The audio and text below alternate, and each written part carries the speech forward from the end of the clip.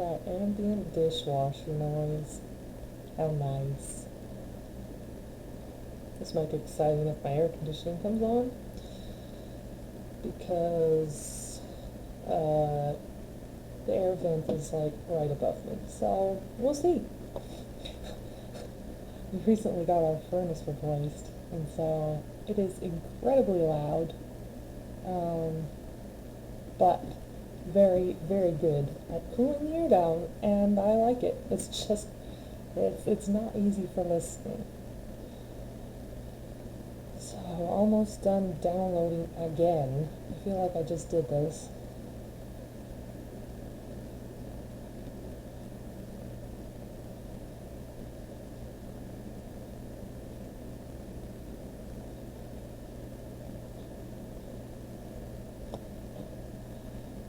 And you die? Bloom. Yo, Minecraft, where are you? Okay.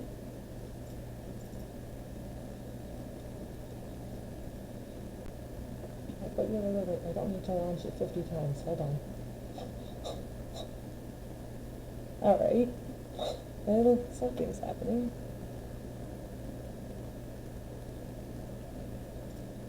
Aha.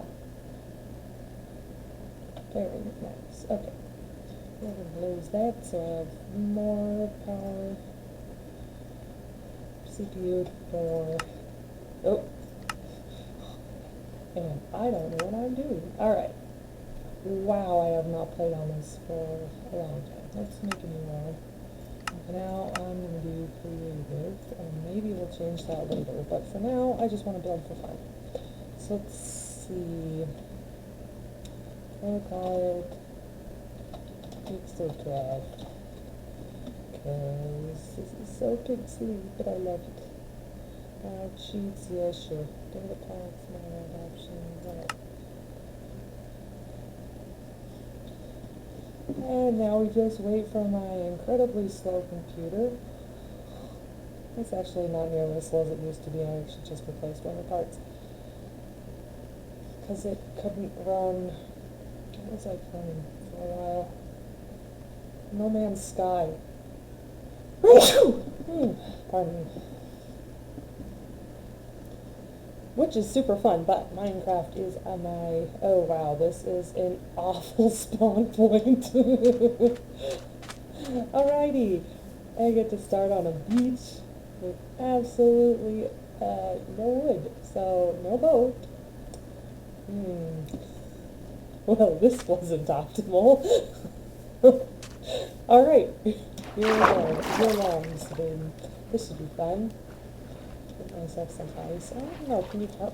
So, I've played Minecraft quite a bit, but I'm not super well versed in it. Alright, keep swimming. So I'm not entirely sure if you can harvest ice, or in this case it looks like packed ice, without a pick. But ice is kind of not a thing I need right now. I kind of just need a biome to live in, and this is not a fruitful biome. Can make friends with polar bears, get attacked. Ooh, look, a tree! A savanna biome, let's go. So, in the past, one of the mods that I love to play is Pixelmon. And some of you guys have, or maybe a lot of you guys have probably played it before, or seen it. It's, if you like Pokemon, yeah, you can't do anything, alright. If you like Pokemon, it's a really, really good mod. It got shut down for a while, I think. Oh, I forgot I'm in creative mode. Oh boy. Okay, this is just embarrassing. I forgot I started in creative mode. I usually play in survival, but I just wanted to build. Well, this is better for, wow, okay. Okay, I wanted something prettier for building in. That'll be a nice biome to go collect things. Oh yeah, no wonder my punch didn't do anything. I might have been able to collect it, I still don't know. So let's see, what can I do? So this isn't a great biome for what I wanted to build, but maybe we'll just make it work. So what I was thinking, let's see, we'll use acacia because it matches. Stripped acacia might be useful. It seems unlikely, but we'll get it. I was thinking, man, I'm just going off all kinds of tangents, aren't I? I wanted to make a giant log, just because it sounded like fun, and most of the Minecrafters I watch will make buildings that are like, I guess, more akin to like buildings. Does that make sense? So this is going to be a building, or at least I want it to be. Yep. But I wanted it to look more natural, so we'll see what happens. Because I have not done just a random type of build like this in a very long time. Let's see, what do I want to do? But I think I want to make it big enough I can live in it, so I guess that can be the entrance. And we'll just get progressively taller. Oh guys, that was so embarrassing. I can't believe I forgot I was being creative mode the whole time. And I swam here until I realized I could fly. I was wondering why I was drifting. That was... I'll just try and pretend I've never had things. And maybe eventually forget I did it. But that is one of the reasons I like playing Minecraft, because I'm not that good at it, but it is a very enjoyable game.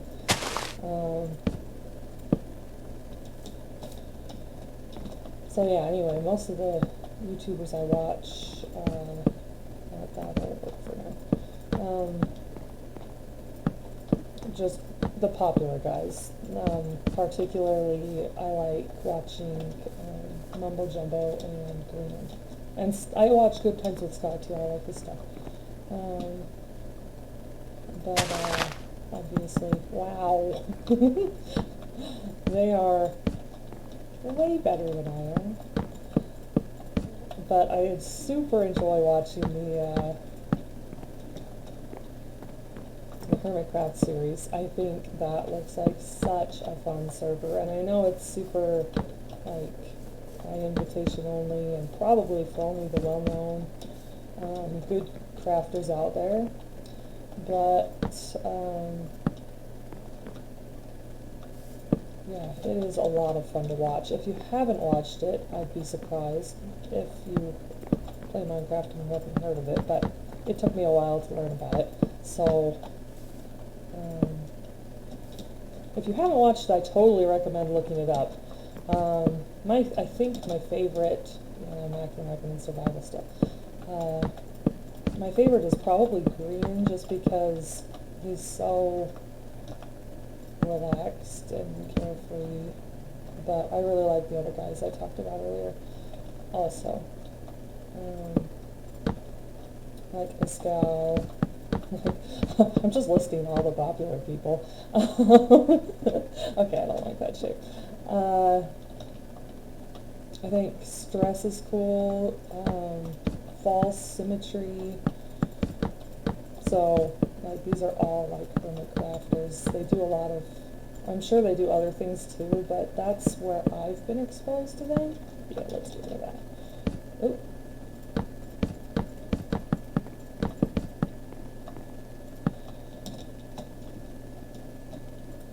But yeah, anyway, so I was having so much fun watching it. It's like, oh, it'd be so much fun to join a server like that someday.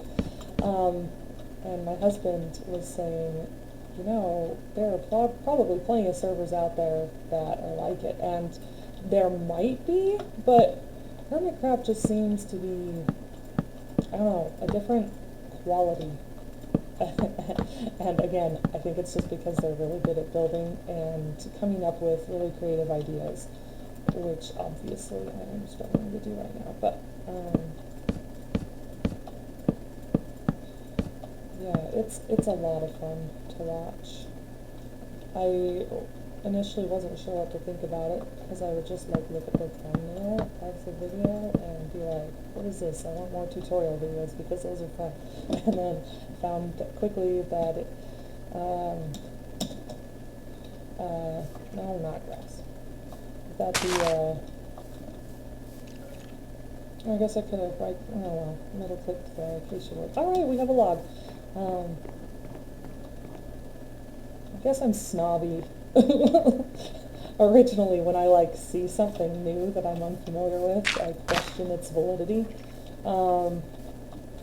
Even though, I mean, there are a lot of aspects of my life that I'm not that way. Like, I love learning foreign language.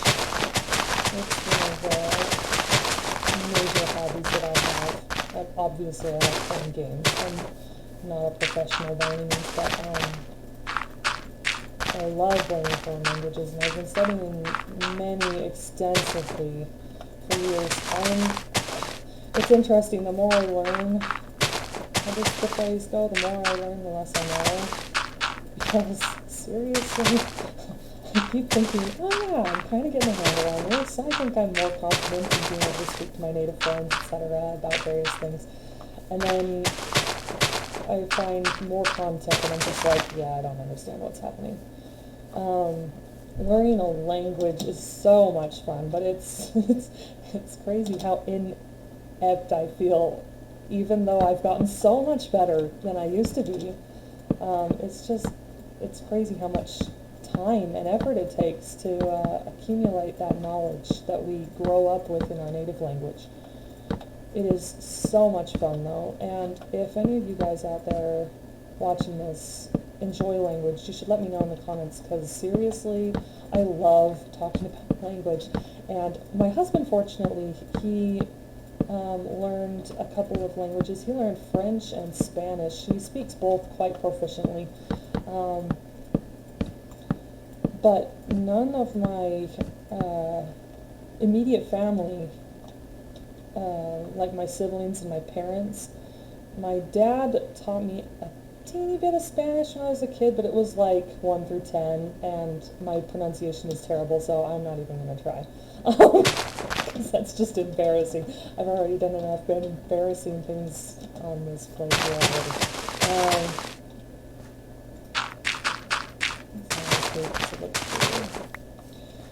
Okay, we have somebody's getting burned by something.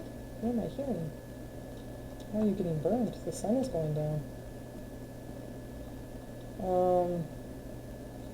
Yeah, so let me know in the comments, because seriously, I can talk to my family and talk their ears off all day long about language, and they're just like, this is all you talk about. They're very supportive. It's just funny because it's something that I'm, well, borderline obsessed with, I suppose. And as a result, since none of my family are educated in that regard, it's sometimes difficult to relate to them in that regard. I've tried on multiple occasions to convince them to go abroad. My sister actually almost did, and then COVID hit. So one of the languages I speak at an advanced proficiency probably is Japanese. For those of you who are learning Japanese or speak Japanese, I am to a point where I'm confident I could take the N3 and I'd be able to pass it. So I'm working on the, well, okay, I'm not quite confident yet, but I'm really close, I think. I want to get to a point, since you can't take any of the tests here in the States, all of them have been closed due to COVID until 2021, so next year in December, and here in the States anyway. And I think the website said, like, anywhere outside of, oh, that's too close, anywhere outside of Japan, they're postponing until next year. But at least in the States and North America. But anyway, yeah, so since I have a whole year and then some to work on this language, I think I want to get to really try hard to get to a point where I can speak and understand content at N2 level. So for those of you who are unfamiliar with the Japanese language test, it's called the Japanese Language Proficiency Test, or exam. No, test. Because it's the JLPT. And it's created and supported by the Japanese government. And it basically assesses a foreigner's ability to speak and understand and just be able to communicate in general in Japanese. And it's kind of one of the big things that employers will often say, if you can speak in an N2 level, then you are more often than not qualified for most jobs, or many jobs anyway. And N1 is depending on your confidence and how much you actually practice. There are many people, or at least a handful of people that I've met who are at N1 proficiency that can speak very confidently and communicate very well. And a lot of people say if you can get to the N1 proficiency, then you understand grammar better than a native. I mean, you can think of it in terms of if English is your native language, and you've ever met or have made a friend who's from out of the States, who's extensively studied English, they'll often know a lot of grammar points that you don't. And that's just because we learn it intuitively as native speakers. So that's true for Japanese, Korean, Chinese, French, Spanish, any language. If you acquire it naturally, you learn it very differently. And as a result, unless you study grammar intentionally, you're not usually as well versed in grammar as someone who has studied the language as a foreigner. So for an example, one of my friends from Russia I met years ago came to the States to study English because he wanted to become a lawyer. Which? Where are you? Anyway, so he did so much study of the English, and I think he said that he primarily studied a dictionary, which is impressive to me because I've tried that method in language acquisition and it is difficult for me to do it that way. But it worked for him. And so his vocabulary was insanely good. A lot of the kids that I worked with at the time, I say kids, they were all university students, as he was and I was at the time. Just because I was a bit older than them, I like all those kids. I don't say it demeaning, I just felt old by comparison, even though I wasn't that much older. Okay, well, it kind of sort of looks like a log. Okay, we're getting somewhere. Let's keep going. Anyway, so, let's see how different it looks in it. Oops. Yeah, that's not bad. Anyway, a lot of these kids who are native English speakers, again, college, university students, so many of which were smart. I would say all of them were capable adults. Oftentimes, he would use vocabulary that I could pick up based on context, but a lot of times, many of my other friends in this particular group had a hard time understanding him because he was using vocabulary that was, it's not ancient, but it's not quite biblical either. You could say it's more, I don't know, how would you say it? It's not Victorian either. It's kind of like early United States. Like I'm thinking, so my opinion is totally, and my point of view is totally biased because I grew up and live in the United States, but It sounds like stuff from the 1800s, if you were to ask me, that many of those words that they didn't understand would have been used far more prominently back then. Um, and it was just funny because sometimes I would find myself translating for my English friends because they didn't know quite what he was trying to get at. It was just really interesting. He was brilliant, and it was really fun to talk to him, but sometimes I was like, man, I never use those words, and I can understand just based on what I've read and stuff, but it was definitely not intuitive. Um, it's just interesting how language acquisition works. See, look, I'm playing a game of Minecraft, and I'm just talking your ear off about language. That just goes to show how obsessed I am with it.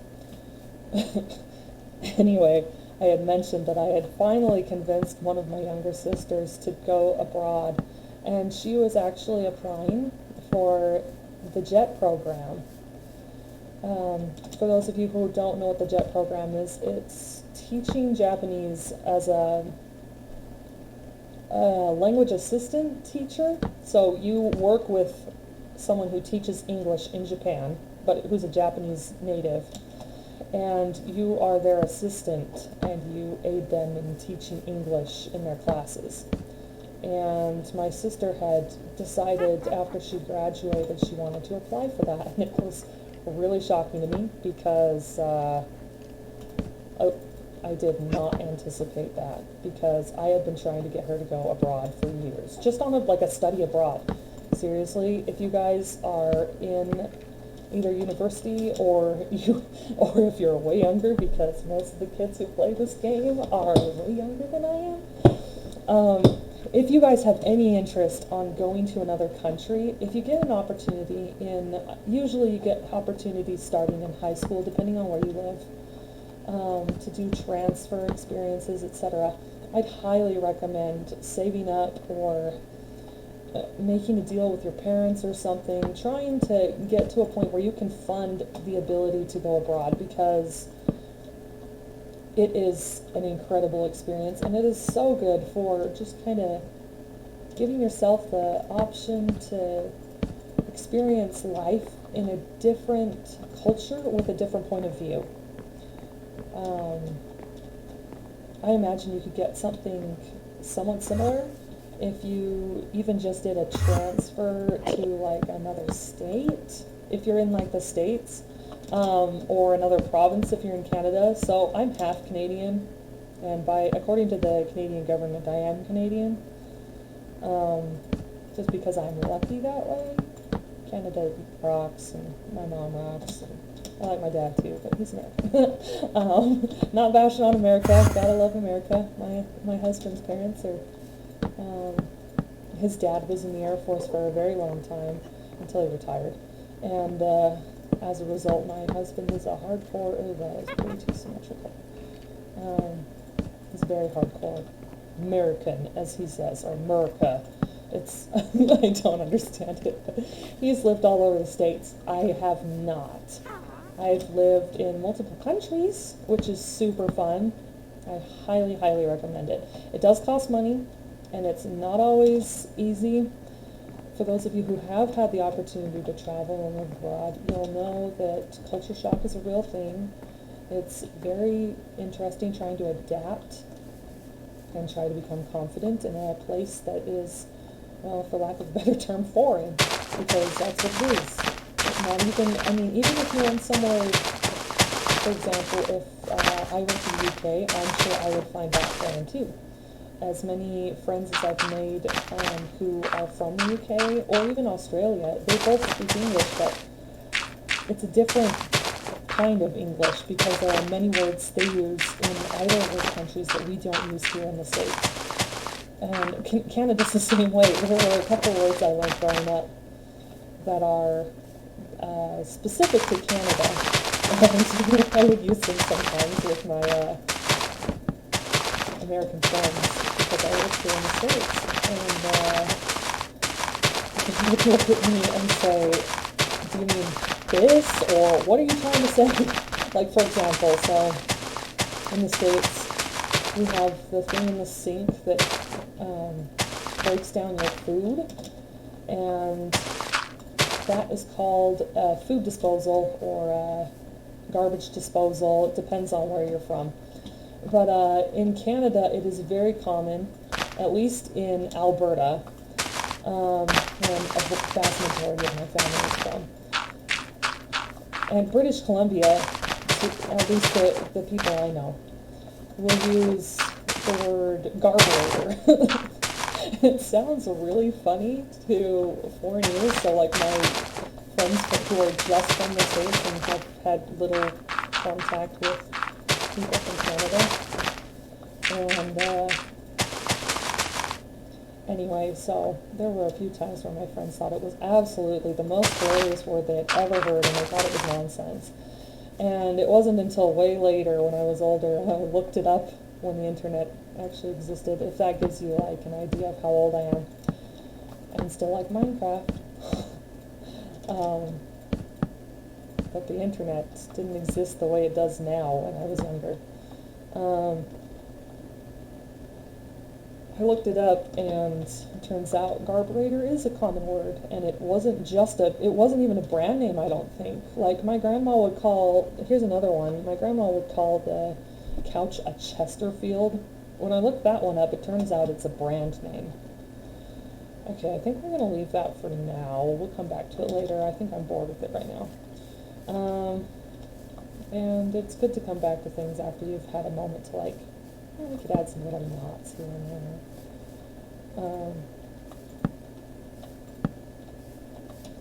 Little knots, not big entry knots. Anyway, where was I? Oh yeah, so it turns out Chesterfield is a brand or a type of couch that was really popular back when she was a child, so I think maybe 1920s. Chesterfields are the couch that you may have seen at like your grandparents' or your great-grandparents' house,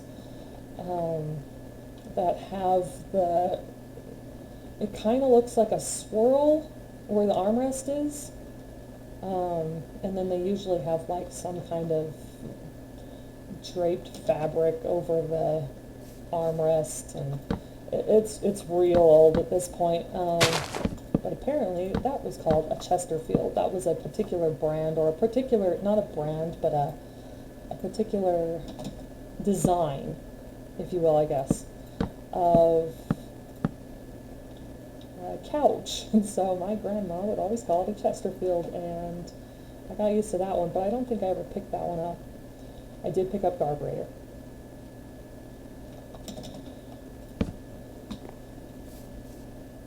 Anyway, so yeah, this is my first time ever streaming, so if any of you guys are leaving comments, if I have any viewers, which, seriously, the day I get viewers will be the day, because I am just doing this for my own fun, which means I'm just talking my ear off because I am trying to create content just for the fun of it. Yeah, that's alright. I'll come back and probably tweak it later. I really want to do some leaves off of it, but I'm not entirely sure how to make that work. This is the kind of thing I have never watched someone try and create something similar to it. I haven't watched a whole lot of natural type of builds. Most of the ones I look at are more residential and urban, and I mean even rural, but not like nature based. I've seen a couple of large tree builds, but I've never seen like, let's make a stump, or let's make this giant hollow log.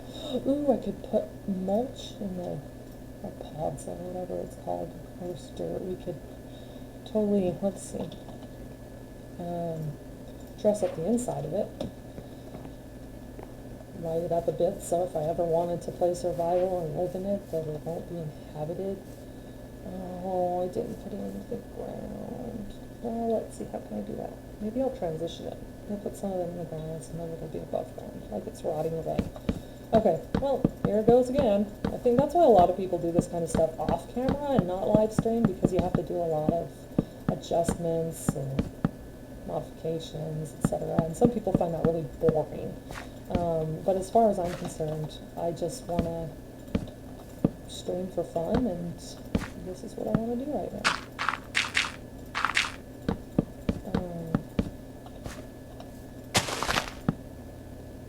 Yeah, that'll work. We'll come back to that if we need to trim it. Yeah. Yeah, I was going to add pods on, huh? Just add some in here and there, I'm sure. Some places so it's clearly rotted away. Probably break out some of these.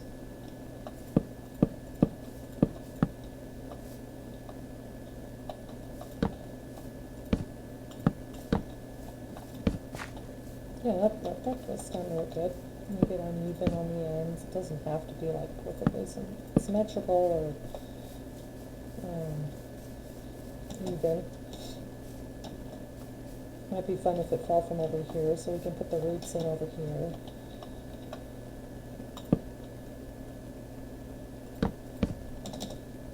Anyway, so yeah, I am obsessed with language. See, I'm coming back to it already. The other languages I'm learning and have learned are Mandarin Chinese, and I am trying to be self-taught in Korean. Korean is difficult for me just because, and I don't know how many of you guys have tried to learn Korean or are learning or know it, but Korean is difficult for me as an English speaker just because it has a lot of sounds. Linguistically, it has a lot of, what are they called? Phonemes, I think. Don't quote me on that. You can look it up and determine if I'm wrong or not on Google. That we don't use in English. So there are many sounds that I am trying to train my ear to hear that are just really foreign to me right now. And let's see here. Well, kind of. Not really. Alrighty. Let's put it up here. Actually, maybe that was better. No. Yeah. It doesn't have to be the same. Okay. Yeah, Korean is just a challenge for me, particularly just because while it has many, many similarities to Japanese, there are many sounds that are not found in English that are difficult to hear. I explain it poorly. If you're interested, I would look up videos on how to speak Korean. One of my favorite resources for Korean learning is Talk to Me in Korean. They're very good at what they do. Anyway, so yeah, there are challenges with learning different kinds of languages, obviously. There is one that I think that would be super fun to learn. I think it'd be really fun to learn Norse, just because I really like Norwegian or Dutch, just because I really, really like Norse mythology. Again, my knowledge in these areas are limited, so if I'm wrong, you don't have to necessarily say, hey, you said this wrong. It's fine, because I know my knowledge is really limited in those areas. It's just something I thought would be interesting, and I think Norse mythology is one of those things. It's the origin of Thor and Mjolnir and Loki and Odin and all those guys. So I just think that, and I know that's like totally like just Marvel right there, but really enjoy that kind of mythology. I used to think I liked Greek, but Greek is too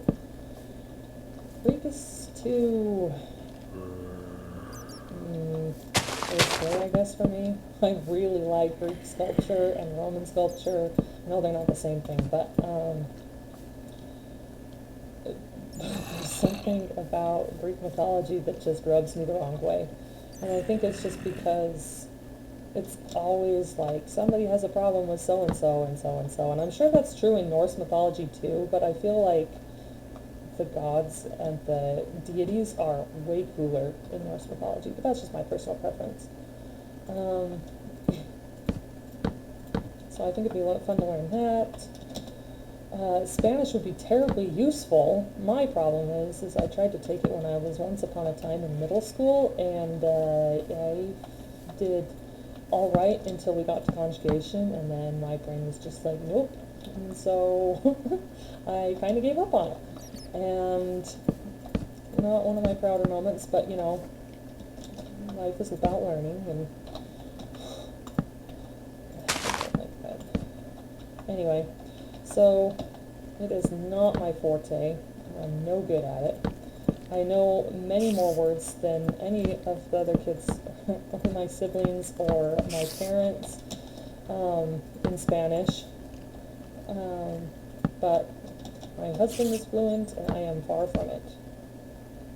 I can't roll my R's. I butcher the R rolling sound. That's why I don't attempt to speak Spanish. It's just kind of embarrassing.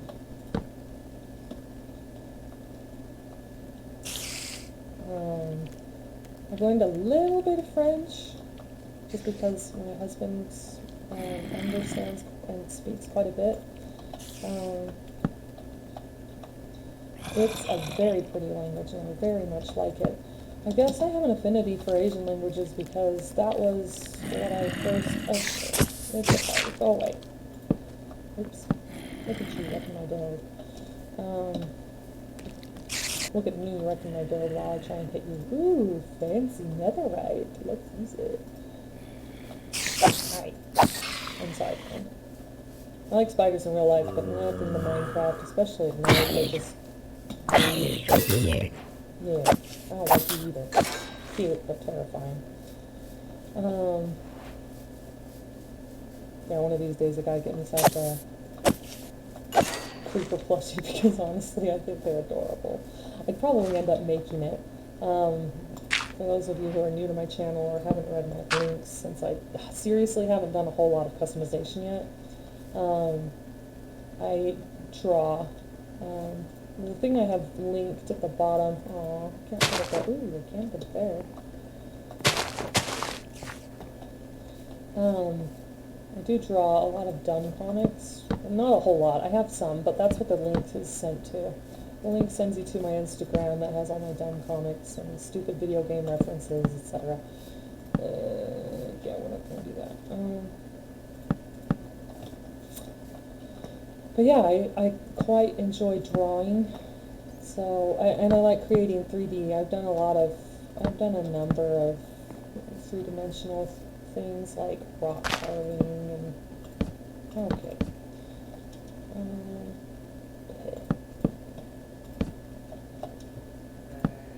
How do I get this oriented? Okay, I'm just bad at this game. There's gotta be a way to orient it this way, but I'm not sure how to do it.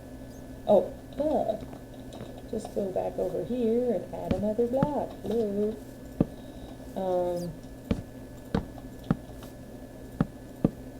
Yeah, so I like to draw, I like to create. One of the things I was trying to do for a long time was create a web series, a web comic series.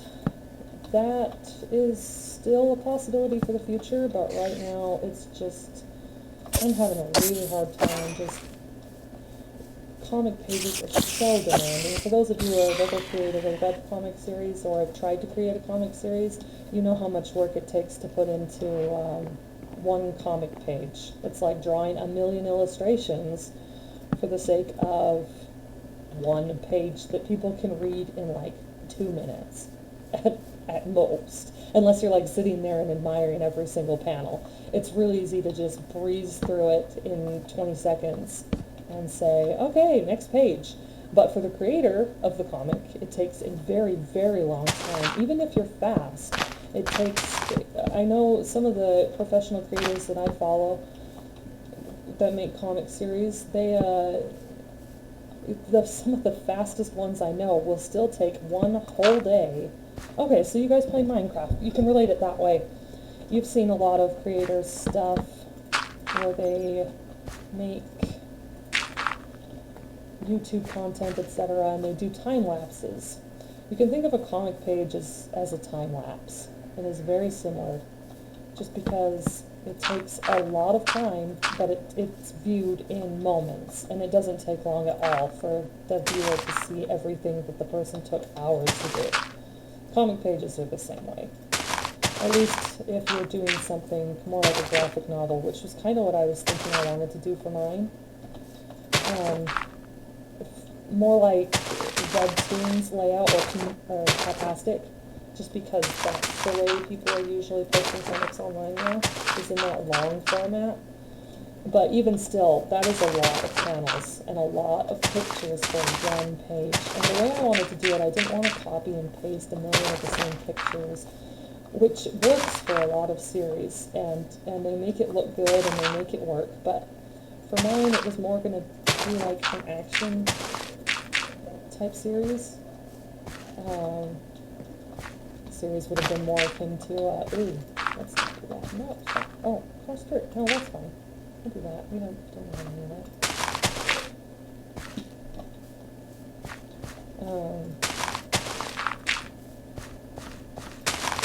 Anyway, yeah, so that would require a lot of panels with changing poses, etc., etc. And while I enjoy drawing things like that, it does take a lot of work to just kind of create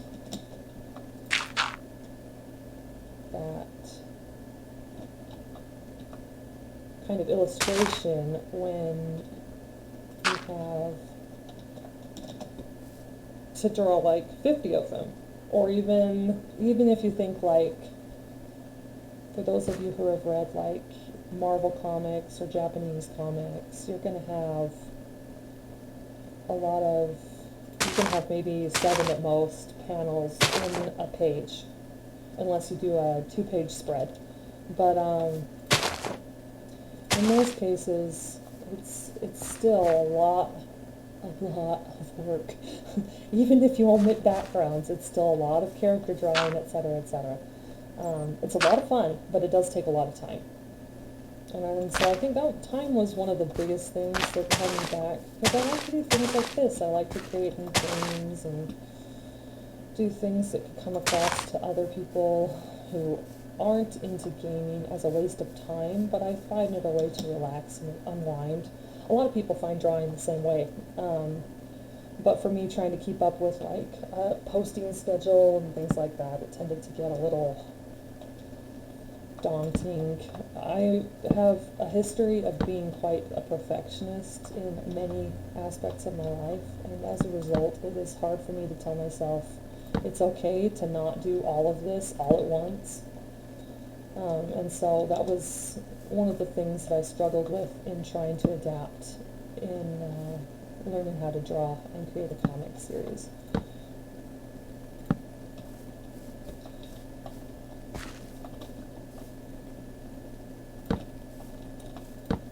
But yeah, so I would make myself a cute little creeper plushie, because honestly, as terrifying and horrible as they are many, many times, and seriously, I'm so bad at combating them. I'm getting better at running away before they'll blow up, and like giving them a chance to cool down so I can actually collect the gunpowder, because heaven knows I still haven't taught myself how to make a creeper farm yet.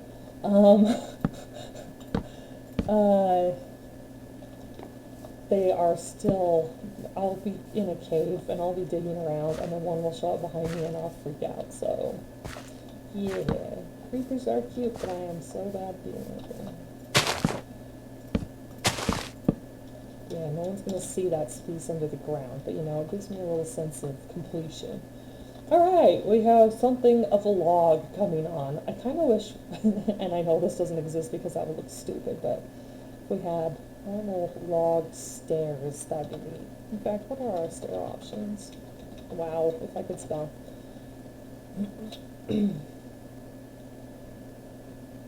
Yeah, nothing that's floating my boat right now. I might add some cobblestone or something in later to just imply. In fact, let's grab right now.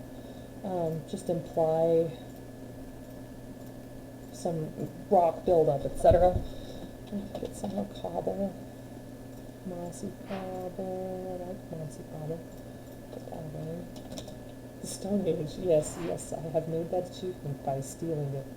I've also reached the Netherite Age, or whatever the thing is for that, but I did it the cheap way. Did not actually earn it.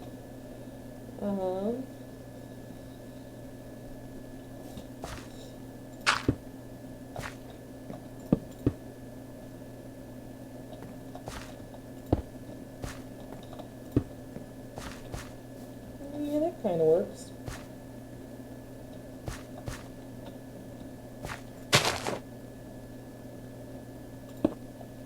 Oh, that's, oh, infested. No. We do not want infested cobblestone. How about mossy? Let's try reading. There we go. That would have been fun. Gross. I do not like those little, what are they even called? Endermites? Do not like them. Yeah, did we get cobble stairs? Mossy stairs? Let's see. Or slab. Maybe a slab. Anyway, like I said, I am very slow. And if you're bored, I don't blame you. Like I said, I'm just doing this for fun. Hopefully you're getting, if you're still watching at this point, hopefully you're enjoying at least some of my ramblings. Okay, let's make some more of these.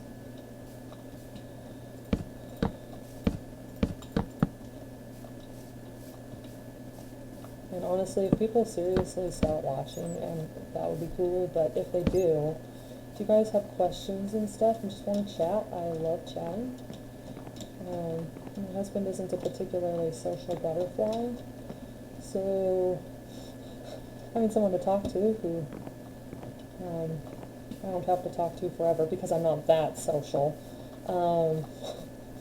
There are some people I know who can just talk, which is what I'm doing right now, but that's just because I'm trying to give you guys some audio, because this game is really audio vacuum, which makes it's one of its charms. But as a result, I didn't want to just do this as a let's play and then you just sit there and watch me in mute play Minecraft, because you can do that yourself.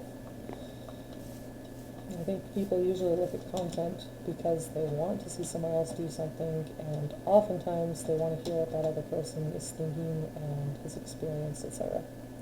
Fun, it's raining over here. Okay. Alright, it's looking kind of ugly, but it's coming along.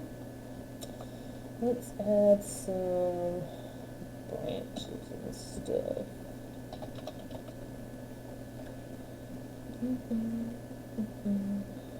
One of these days I want to get Optifine. There's so many options you can change with that. I guess it doesn't matter what leaves I use, right? Because it's just going to change it. So let's use jungle leaves and see what happens. Because I'm pretty sure it just changes it depending on the biome you're in. Yeah, that's totally not jungle. Okay. Good to know. Thought that was the case, wasn't sure. I guess we could have some sort of twig coming out. Nope, not a twig of dirt. Definitely not a twig of dirt.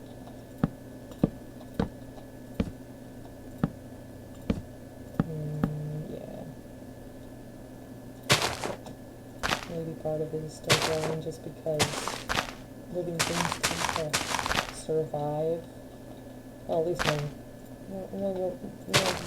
some things go extinct, but maybe this branch on this tree has enough nutrients, I don't know. Or maybe it just recently fell, and it's already rotting. This is a magical tree stump. Just to add some change of texture and some color, because we are really brown right now.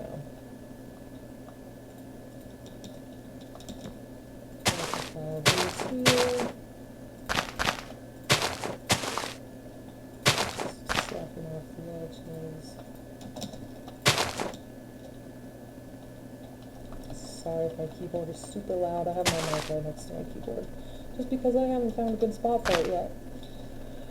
Okay.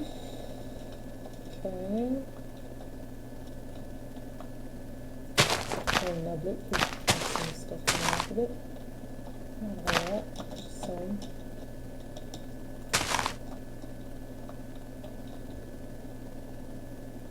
Okay, well, it's looking like something. Again, I think I should just come back to this later and modify it later. We could light it up. Let's see, sea lanterns or glowstone. Well, since I'm a poor person, chances are I haven't gone spelunking, and I've more likely gone into the nether. I'm going to use glowstone. Nope, not there though, because that can be seen from outside. Ooh, that's a good point. None of these areas are going to be covered, are they? Ooh. Are we going to light those? Oh, right there. Well, there's one, so at least the darkest part of this isn't as dark anymore. And in order to make it less ugly, let's see what we have for carpet. Try that. Try brown.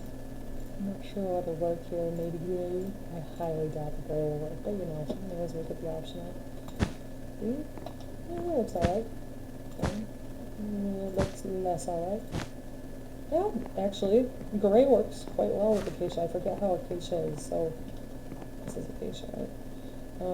So, yeah, it's acacia. Yeah, I doubt myself, guys. I just am not that well versed in Minecraft. Oh, that'll work. Kind of.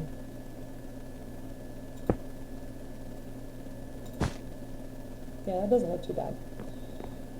Probably come in and tweak it later, but you know, it's a good start.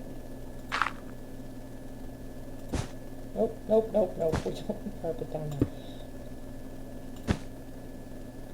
Alright, well, we have some lighting now. This could be livable. It's a bit of a mess.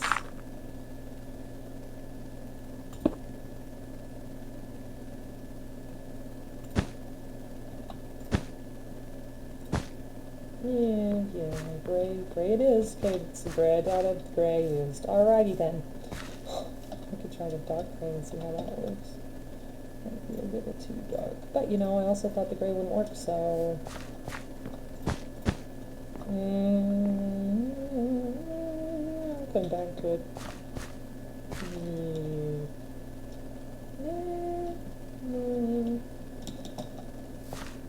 Yeah, no. Okay. Okay, should we make this livable? Here's a door. Could put a door in here. A couple of doors. Make it like a hobbit hole. No, I just want to make it.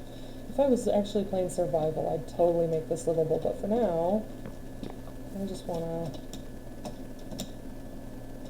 make something that kind of looks like something, even though it definitely looks like my first ever creative build that I've ever done in my life, because it is just kind of sad.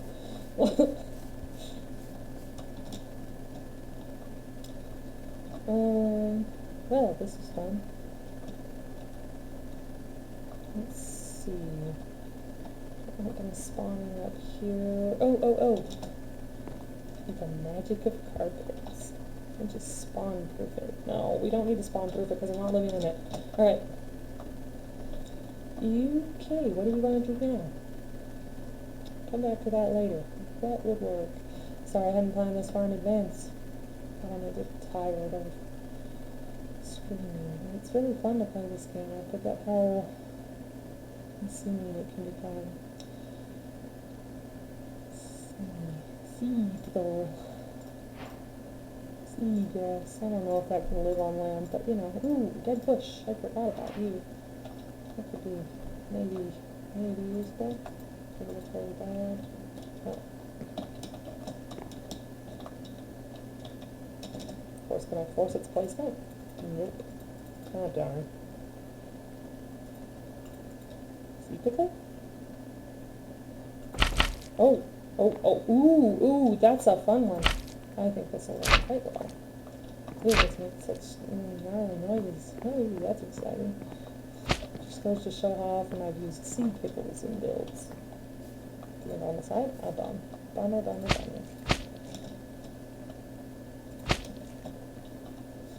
Yeah, their sound is a little off-putting to me. But maybe that's just because I don't like squishy noises. Maybe I'm just a baby. Yeah, sure, baby. Yeah. Okay, little details make it come along. Remember, you gotta just have patience. It's like drawing. Work in progresses can look absolutely horrid. Professionals, oftentimes, their work in progress makes my my finished product look like a joke. But oftentimes, you can't really judge the final product by the work in progress, just because so much change can take place between the final product and the state that you see it in the work in progress. So I guess the same can be said for Minecraft. Okay, well, what's coming? Do you have any other weird things I can attach to things? Little saplings growing out of it? No. But we can have some undergrowth down here. Yeah. I want to start putting some up. So there's no room and no light. There's some light, but they're not going to sprout because I'm just going to feel like it's better. Nope.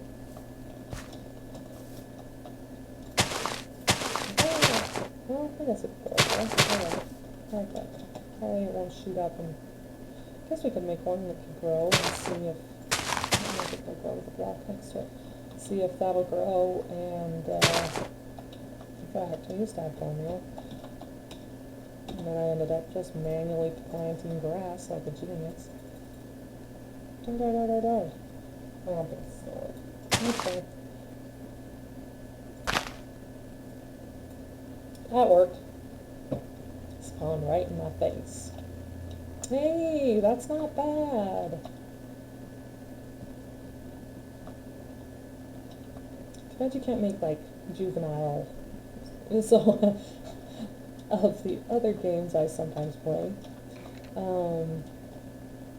Animal Crossing is definitely a fun one on the Switch. So I'm not purely PC ever. I really like handheld systems, but I really like Minecraft, and I like the original because that's when I first started playing it. So I haven't bothered to get it on the Switch or any other handheld, so it's out. Yeah, got some flowers in that one. I like tall grass. I like grasses. No grass, because I'm prejudiced, I guess.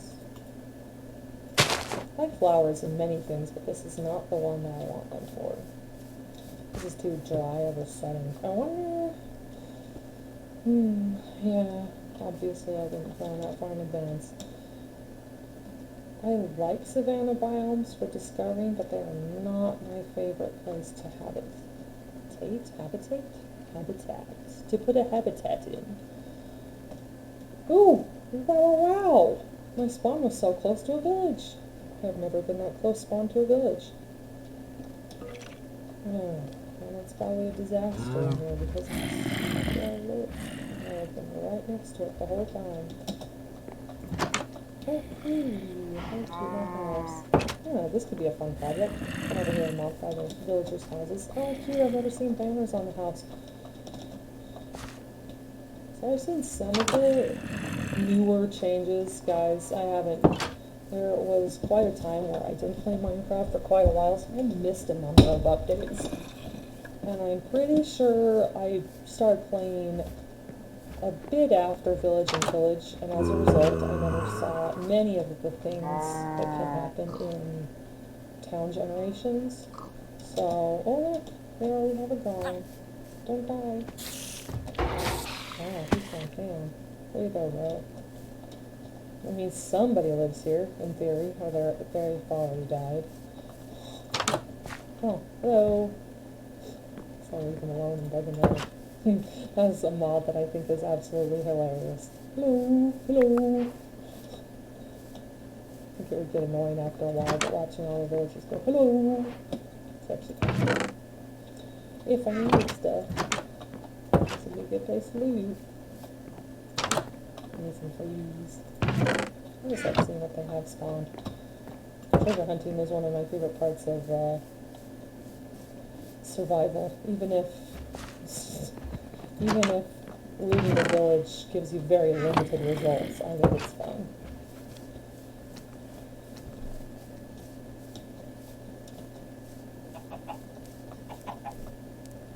Well, at least they're in their houses and relatively safe. I probably shouldn't have come here. My house is gonna be worse. I'm pretty sure just being next to it, wow. Ooh, brewing station. It's fancy.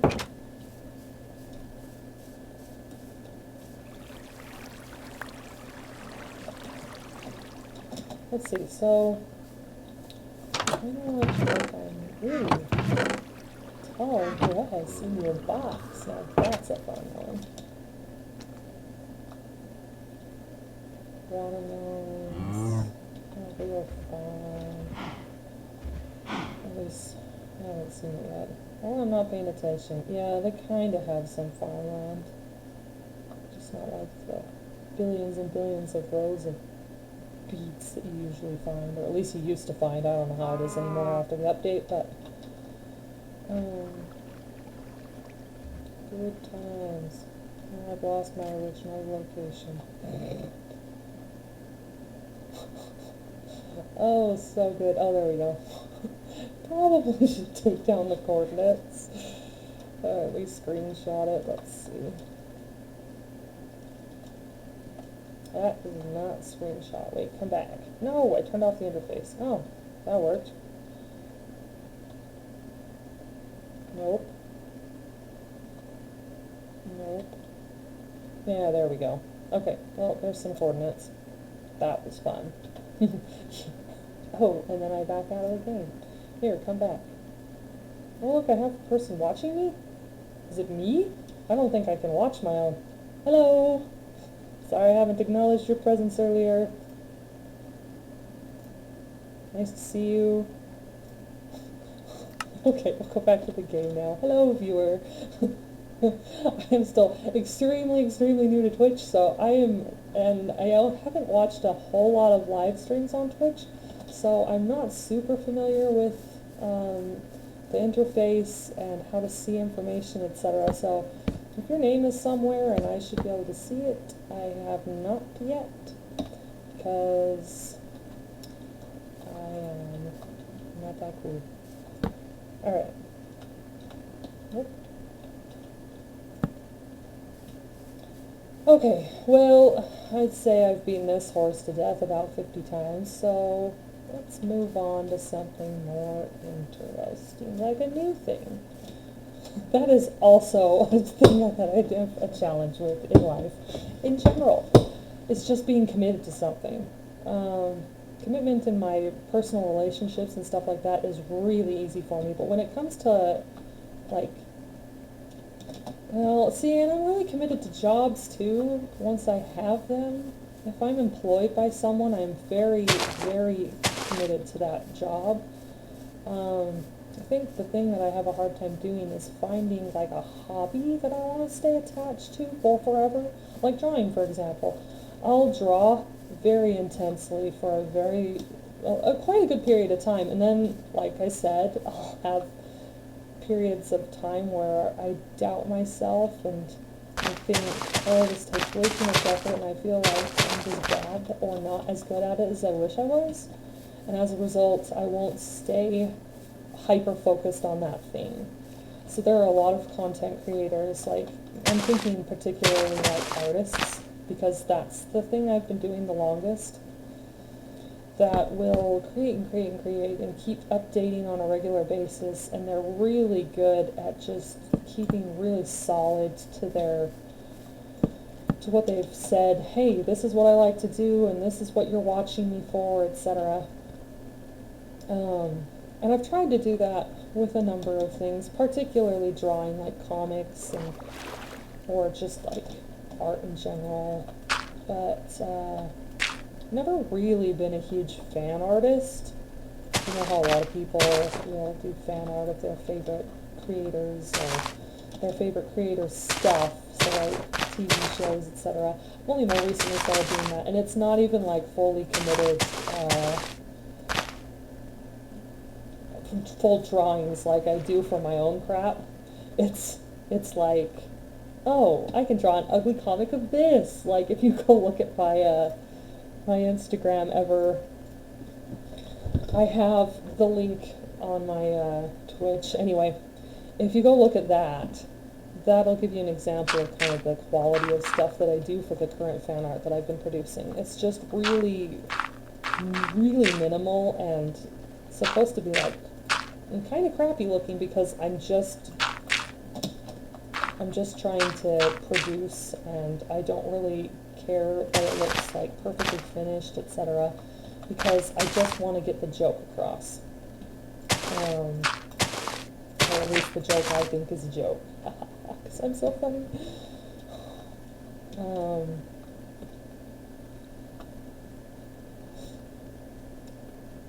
But yeah, as a result, I haven't really stuck to any one particular hobby. There are some course creators who have been doing this same thing for years and years and years and years, and for me, I like to hop around things and do all kinds of different things. I've gotten better, I think, at sticking to languages, which is why I've really emphasized my Japanese studies to a point where I'm more proficient than I used to be. My Chinese and Korean, I really like East Asian languages. And I think once I feel like I've become more mastered at those, that I'll spread out and branch out. But for now, I think those are the ones that I really want to focus on. And so I have become more committed in that regard. But in terms of like video games and stuff, I'll dabble in a game, and some of you guys might be the same way, because I feel like it's pretty normal to want to play like multiple games, but there are some people who are just like committed. They play Overwatch, or they play Dota, or they play League of Legends, or even Minecraft. I mean, I watch professional Minecrafters. That's what they do for their job, and they just never seem to run out of ideas, because they just keep finding ways to work past the blocks. And I just haven't found a whole lot of things other than language to be that passionate about, I guess. As much as I love drawing and as much as I love playing games, I think I could see myself doing streaming just because, like I said, I'm doing this totally for fun and for myself. And if I get watchers, great. If I don't, that's not my point. Whereas when I was creating like full drawings and stuff, it was to create more for the viewers, because I mean, it's intoxicating, right? Getting followers and getting people who are actively interested in your stuff, especially when that stuff that you're doing is something that you love.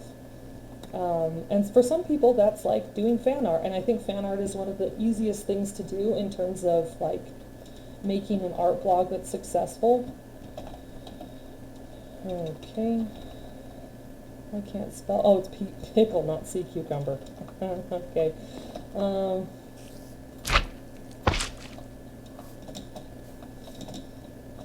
Anyway, so yeah, I think fan art is really, really easy to get people to like notice your stuff and follow your stuff, because it's stuff people can get on board with because they've already seen a very successful, usually company, create this content and make these characters that come to life, and there's someone or something that becomes very almost real. And I think that's why fan art is so easy to get a following through, is because of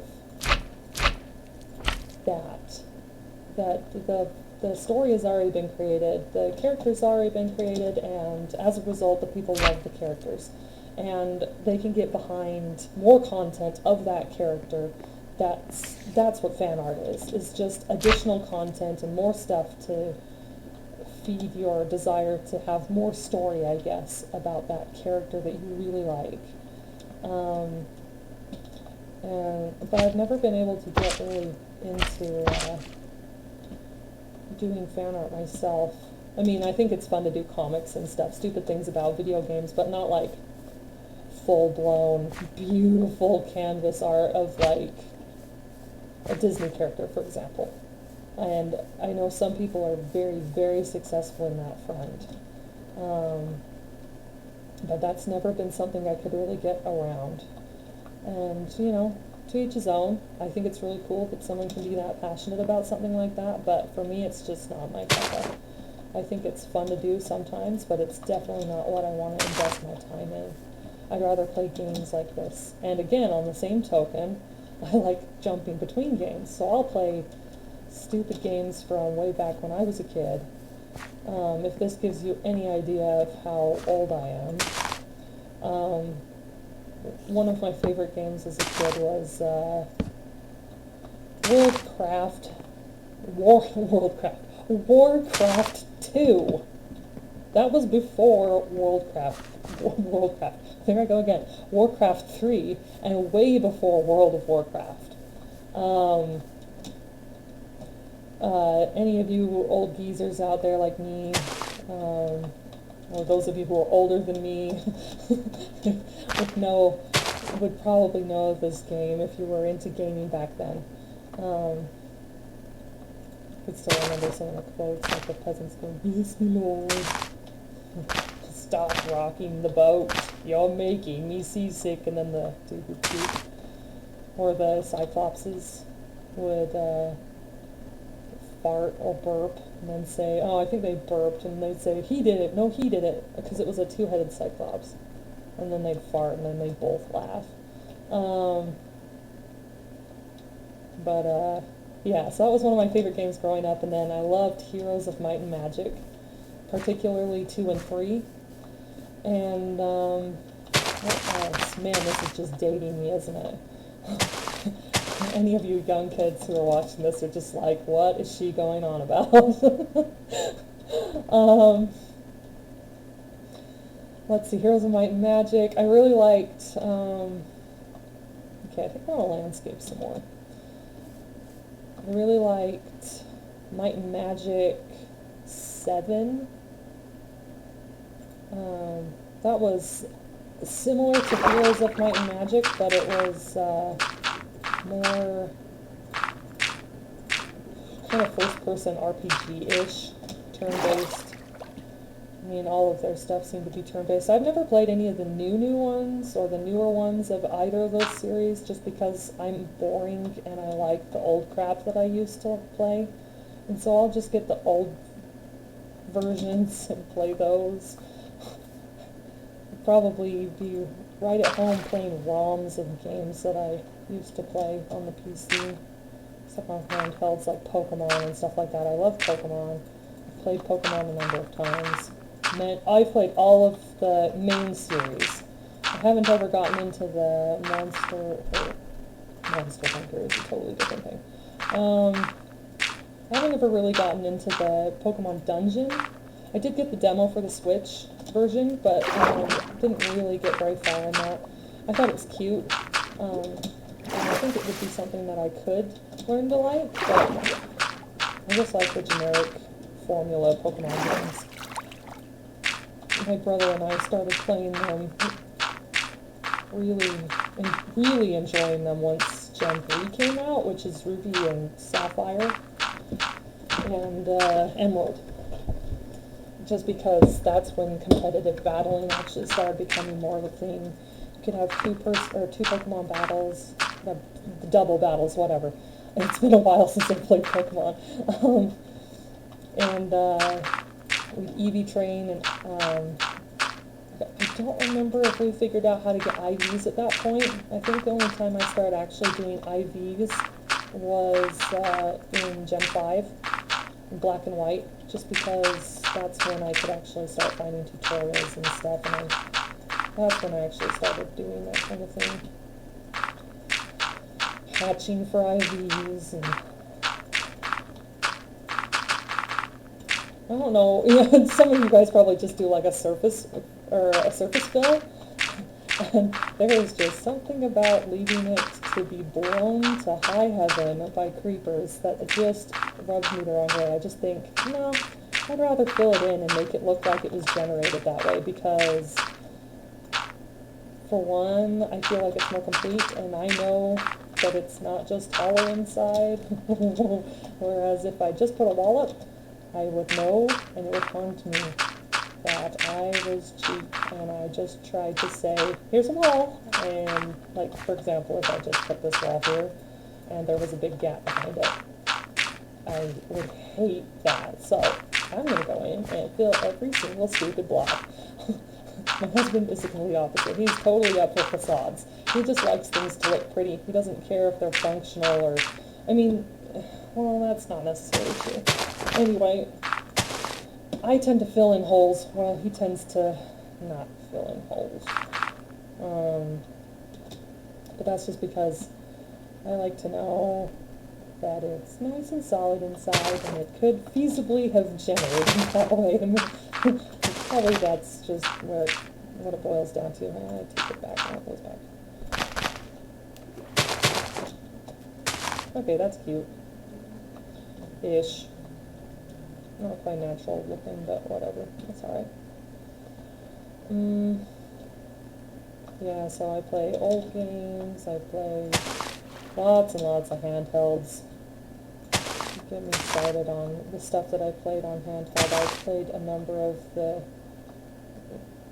probably more popular series. There were a handful of more indie type games that I played on the Nintendo handheld systems, but most of the ones that I think I played were more mainstream or became more mainstream after they had been out for a while.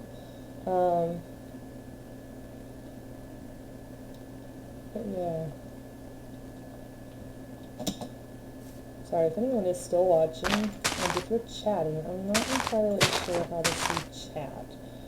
And if you're not shy, that's totally fine. Like I said, I don't know Twitch, and I'll just keep rambling if you don't say anything, and I won't say anything specific. I'll just keep saying whatever comes to mind.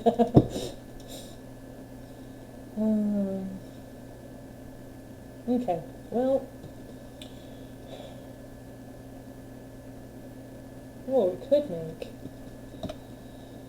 could make mushrooms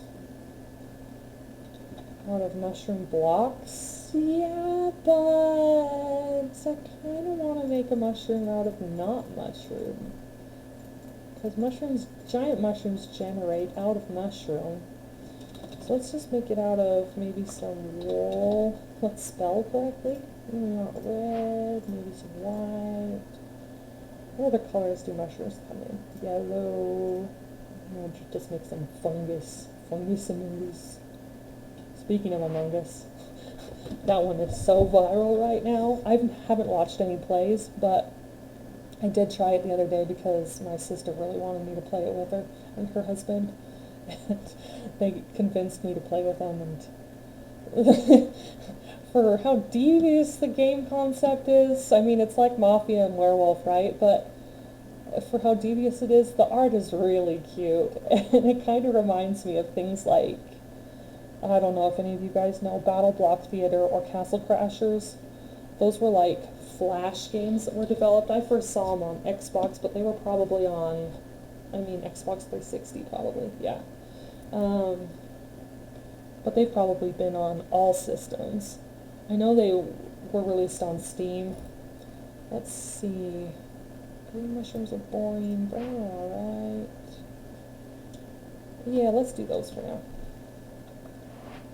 Green mushrooms? I don't even know if I've ever seen a green mushroom.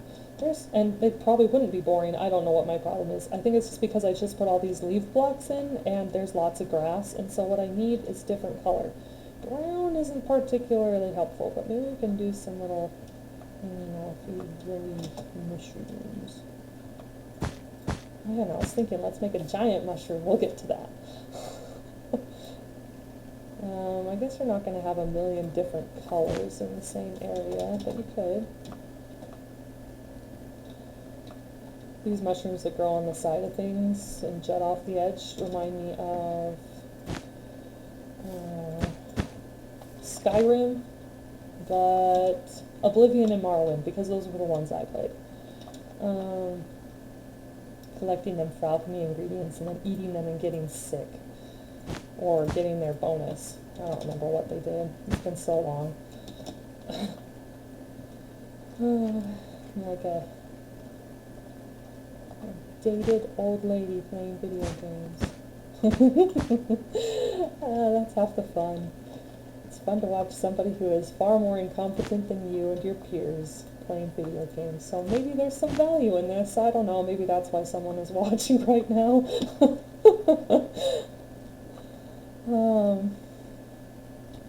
Yeah, blast from the past. Man, Morrowind were the days you could just grind up your points that you put into your skills. I don't even remember what they were called anymore. Yeah, I'm liking the color. The color really adds to it. Might have added just a few too many, but you know, it's starting to come together. It's definitely looking a lot better than it used to.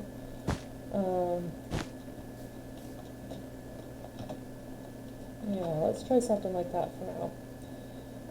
Off to the side, I could make some bigger mushrooms. I wish I had some smaller, yeah, like fences or something. We could maybe do birch. I honestly should just make this like far more fantasy. But for now, I kind of wanted to do something semi-realistic, just bigger and more giant. I was thinking Zelda when I thought of this, actually. Yeah, there's another one I played. Played probably most of the main series. I don't like that. It's so try hard. Maybe we should just use a mushroom block. Oh, and put mushrooms down. Well, if it'll let us. I think it has to be a certain light level, and when the sun comes up, yeah, it won't let me. Again, if there were more people watching, the comments would probably be going haywire saying, yeah you can, you just gotta do that. Ta-da! Imagine that. Oh man. Well, that's why I play, to learn more and to be less bad, and to just enjoy myself, because honestly, I don't really give a crap. I just think it's fun to play. Yeah. Okay, that's a really ugly try-hard mushroom. That's a little better. Looks more like a lampshade, but you know, it's out here in the wild. Maybe it's... I wish I had a white, maybe... Do I have any No, I already looked at fences. What are the walls? I could do diorite. Diorite is the bane of some Minecrafters' existence. I think it is really ugly, and it is really difficult to use well, I think, in many circumstances, but I think it can work around. Alright, that's not going to fly, bud. Oh, I could build up the land around it, not that it needs to be, it really doesn't need to be mob-proof. I guess I just like the idea of possibly playing in survival one of these days, and survival is more fun for me if it's in a safe place, and this is currently not particularly safe. It's offering way too much shade to this gentleman over here, who is in my territory. Skedaddle. Get out of here. I don't like unnecessary violence. But if I was in survival mode, he'd be shooting me right now.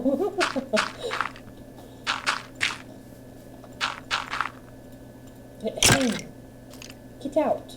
Do I need my netherite sword back? Yes, apparently so. I want to keep this block though. Ugh, I don't like that mushroom idea actually. It's kind of... yeah, maybe we'll come back to it. Yes! Thank you.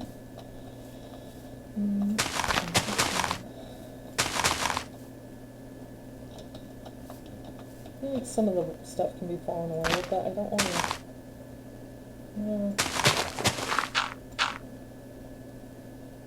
just don't want it to be like inviting to all of the mobs. Alright. You know what is also tempting is to go down here and be like, here. So when I come back and clean it out, sometimes you look at something and it's on a wall, like this, and that'll happen, and I don't like that. Granted, if I leave it long enough or if I log off, I'm sure it would go back to normal. At least I think it would. I try to resist the urge, but like I said, perfectionism is a difficult thing to overcome. I actually never said that, but it is a challenge. Alrighty. Landscaping is pretty fun. It's not something I feel like I can sit and do forever, but it is pretty fun. Alright, yeah, I'm not liking. That one's really cute and bright. Alright, let's see. Oh, the other mushroom. Okay, mushroom. I'm trying to do a brown mushroom. Yeah, that's alright. I guess I'll put that here. Large mushroom. Yeah, sure. We'll go with that. Or something. Yeah, that's not too bad. Like I said, I don't have a whole lot of experience trying to make super unique things. Or natural things in that, right? A lot of the building that I've typically done in the past when I've played just for fun have been usually like elaborate houses. It's hard to get away from houses because you need shelter and survival. And houses are just kind of like a, oh yeah, that would make sense because that's what we typically live in real life. So I think that's why it's typically the go-to. But it can get a little repetitive. Not that there aren't some people who just make amazing stuff all the time, but I think sometimes, at least my own builds, tend to get into a bit of a pattern. Which is why I'm trying to branch out and try something a little different this time. And this is definitely a little different. Oh, there we go. Oh, here comes the AC. Let's see if it's loud and if it starts obscuring the mic. Oh, that's not too bad. Hopefully it's not too bad on the other end. I'll have to, if I do end up posting this to my YouTube channel, I'll probably have to go back and edit the sound just because there has got to be a lot of white noise happening.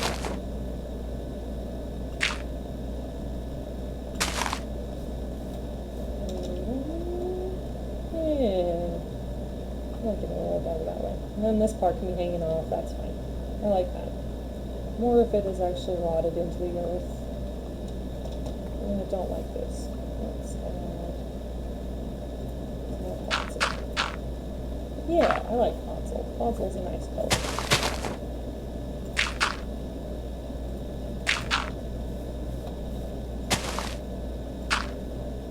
One of these days I'll remember you can use the middle button, the scroller, to actually like pull the items. I do it sometimes, but it doesn't like have it yet, obviously, so I'm incredibly slow. That said, I don't think I'm the slowest person I've ever seen, because I have seen some really, really slow builders, but I am probably among the slowest. Not to blow my own horn or anything. Because it's totally a badge of honor to be a slow builder, right? Oh, I cracked myself up. Probably a little too much. It's not why content creators make things, is because they like to talk. I mean, I like to talk, but it's not like my favorite thing. I feel like my mother-in-law likes to talk way more than I do. To the point that my in-laws, and my husband included, actually will often just kind of check out when she's talking. She just likes to talk. I guess my husband says that she, oh man, I hope she never sees this. I hope she knows already. He says she knows. She knows we don't listen all the time. She just likes to talk. That's what he tells me. So, anyway.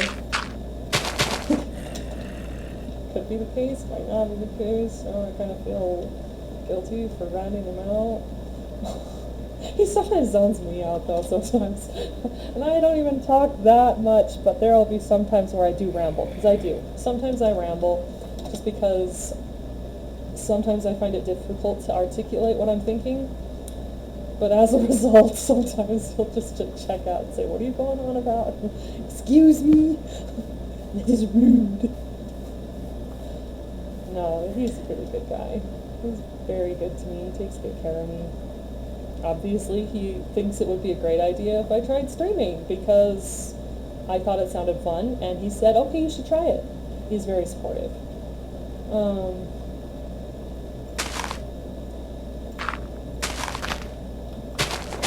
Yep, here I go, just continuing the landscape.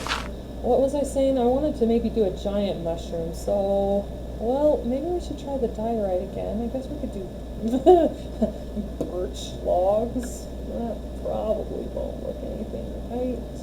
I guess it might, maybe.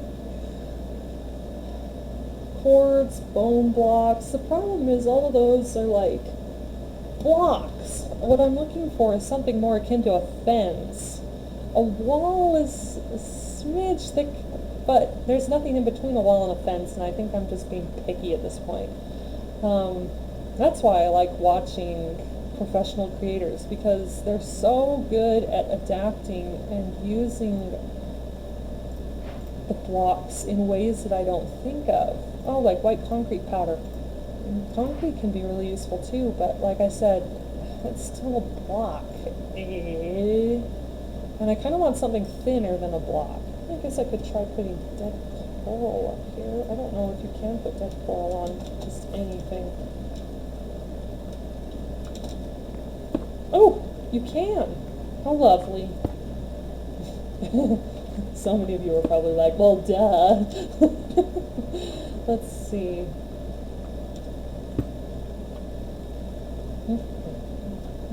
Okay, yeah, let's try shake it up a bit. The dead coral's kind of sad. I mean, it makes for a great decoration block, but in terms of like, if I had actual like a biome with coral in the water and stuff, I'd totally keep it alive. I think it's so pretty. I just like color. Yeah.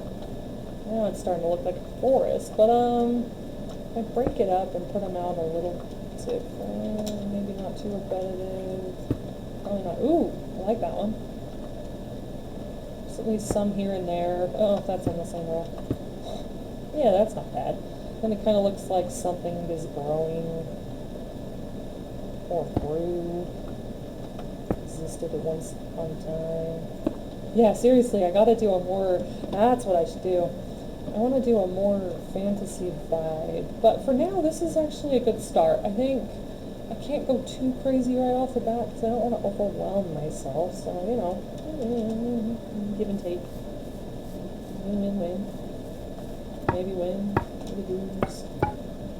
Yeah, ooh, bone blocks make a creepy sound. They actually sound like kind of bone-ish.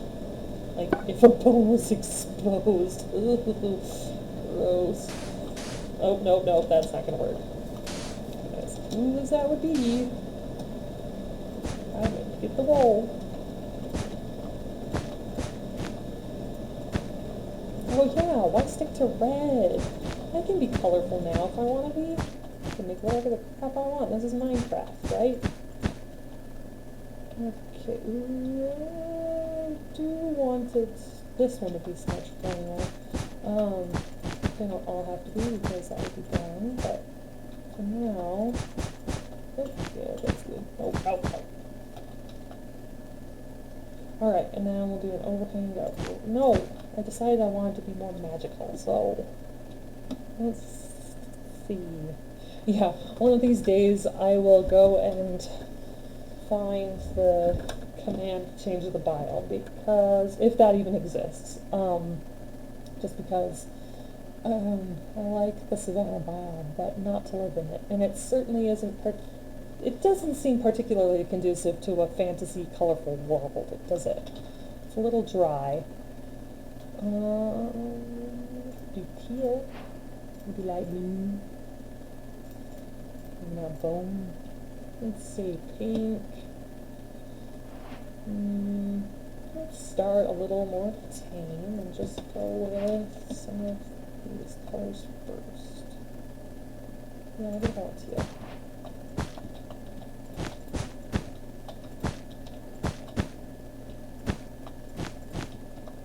Yeah, and I can have like lanterns hanging from, oh man, if I do post this to YouTube, this is going to be really interesting to watch, because it's not interesting. Oh, it's just sad. See, and I don't mind making structures like this hollow. I don't feel the need to fill them in all the way. I guess with the ground, I just like to think, yeah, it could have spawned this way, instead of, yeah, it's just been creepered everywhere. And now I can see all of the caverns that actually spawned instead of the way I want it to look. Okay, maybe put another one. It's kind of open. No. Yeah, so like I said, I could be clicking, and yeah, here I go, just cycling through my... maybe we want that one there. Maybe not. No, that's too perfect.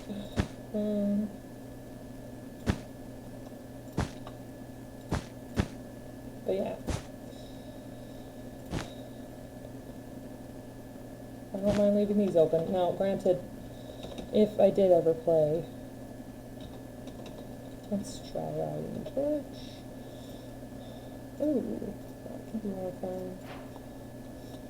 Totally haven't tried the new nether yet.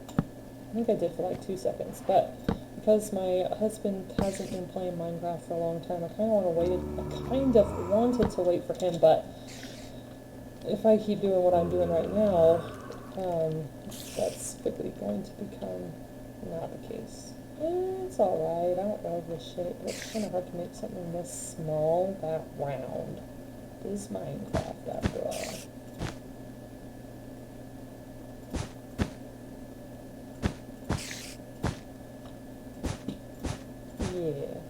Yeah, I would definitely still say I'm very much up there with the slowpoke builders, because this is not fast.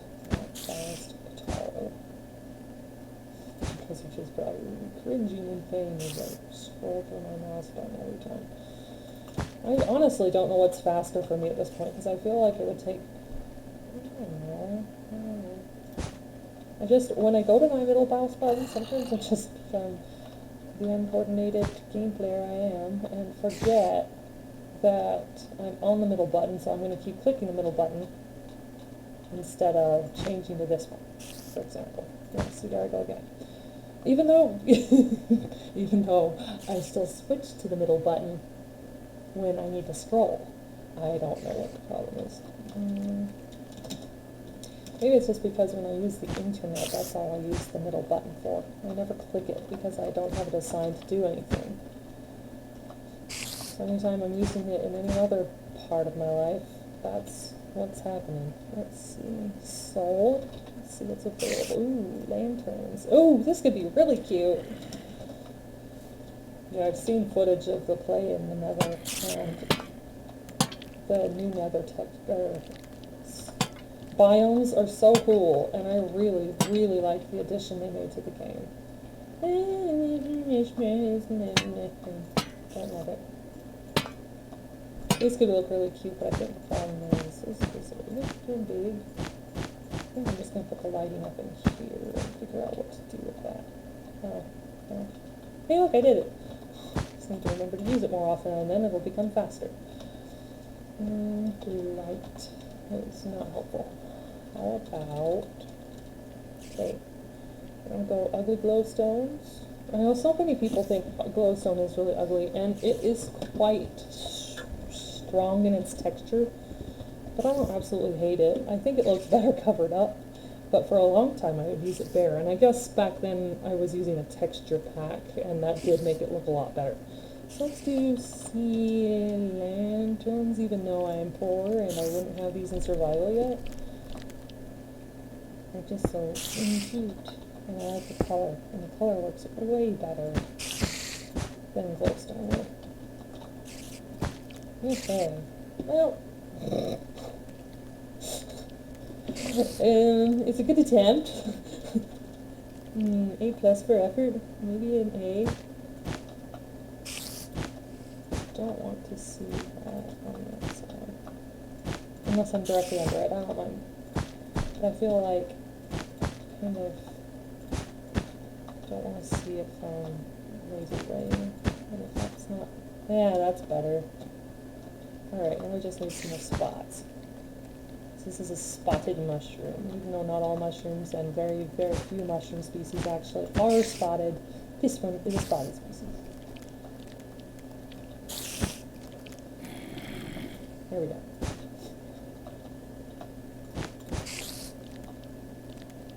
Say a spider friend.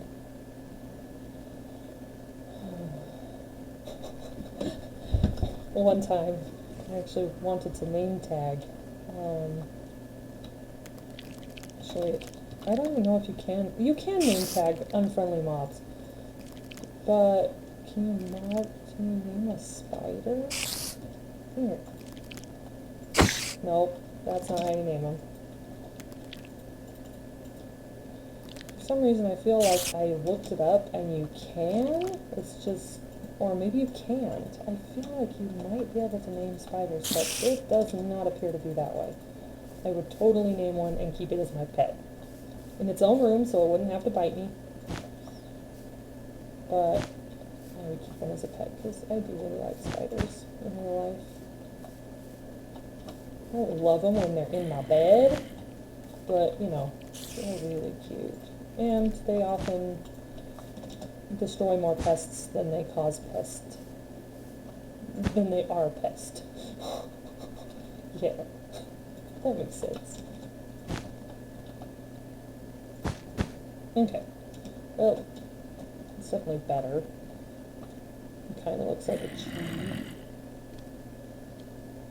It's alright. It's okay.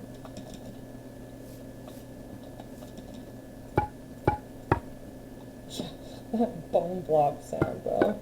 Not sure how I feel about it. I like it, but it's kind of unsettling. Yeah, how's that for not being, like, completely symmetrical? Nope. Nope. There you go.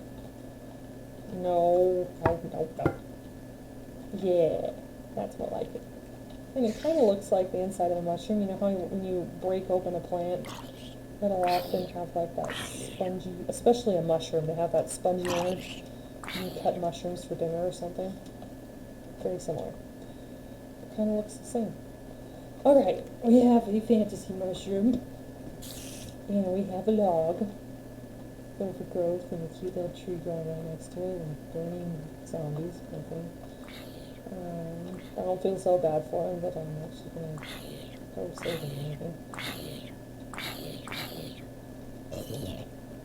Sorry, friend. Oh, yeah. Guess I could change the biome. Can you make another biome on a buff?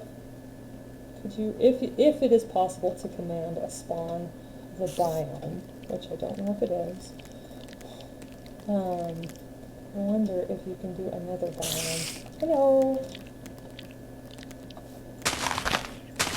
Up in the overworld.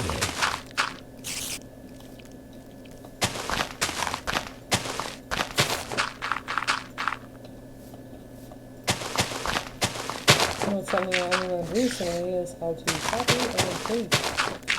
It can be really, really useful for gigantic builds in creative mode. Honestly, as cool as I think the Hermitcraft server is, I don't know how they managed to do, how the kids playing on that server managed to do all of the gigantic builds that they make after collecting all those resources. I feel like grinding for resources can be such a chore sometimes. And maybe it's just because I've never employed a beacon. Yeah, see, that's about where I start getting to my limit on Minecraft knowledge. I haven't actually ever gone to the end. So Surprise, surprise, no one. And as a result, I haven't gotten all those cool fancy post-story mode features, I guess. It's not really post-game, because this game kind of goes forever, as long as you want it to. Even though I guess it kind of has a story ending now. It's not quite the same as, like, the official end of the game. But yeah, yeah, that's not so bad. It's not so bad. And that reference, it might be quoting something else, but where I get it from is homestarrunner.com. Homestarrunner.net. It's .com. See, and there's another dating reference. Because while the guy who did Homestar Runner has posted this stuff on YouTube now, it definitely goes way before YouTube. Yikes, that's a scary thought. Oh, the days when YouTube didn't exist. Can you imagine? I can hardly imagine anymore. And I lived through it. Back when YouTube was even a new thing, when YouTube was new, that was the thing. Where people would do all those terrible flash animations, because that was like the thing to do. Like badger, badger, badger, mushroom, mushroom, and those ones. They were like, before memes were a thing, that was what memes were, kind of, except we didn't call them memes. Wow. Is my age showing yet? Because if it isn't, it should be. Some of these things are probably like Googleable by some of you who are way younger. They're thinking, what are you even saying? It's kind of like that running joke that I've seen in a number of comics done by older folks, such as myself, and older, talking about, we're going on like a broken record. What's a record? You know, like, before cassette tape. What's a cassette tape? CD? Oh, CD and then cassette tape. Anyway, and eventually it ends. It's the comic with the dad who's a duck. He illustrates himself as a mallard, and his kids are little ducks. He's trying to explain what a broken record is, and at the final panel, he's like, and the daughter comes up, what's Dad doing? And the son says he's buffering. Buffering wasn't a thing back in the day either. Man, I remember when you could only use the internet on dial-up. I know I'm making myself think I'm so old and stuff, but I know I'm really not that old. I just, when it comes to the audience that the demographic that I typically hang around, because I do things like play Minecraft and hang out on art forums and a lot of the cartoons. I mean, I love watching cartoons. Not even anime. Like, you might think, hey, she speaks Japanese, she's a weeb, and maybe I am, but while I've watched a handful of anime series in the past, anime isn't my go-to. I really, really like Western cartoons. And while I watch some anime, a lot of the cartoons that I like are what you'd probably classify as a children's cartoon. Even though there's obviously a huge fan base that's not necessarily that target audience. And so as a result, while they aren't like kids, they are a lot younger than me in many cases. And as a result, I do feel old, even though I'm not really that old.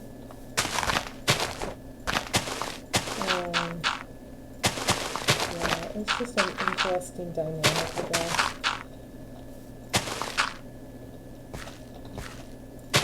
Certainly one you don't think about when you're younger, and certainly one I didn't think about when I was younger.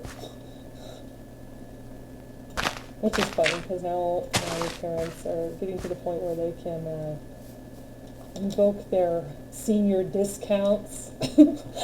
My mom just cringes so hard at that. She is still very, very physically active, and she is in way better shape than even I am. I'm not in bad shape, but I'm not like always playing sports like she is. She's always playing volleyball.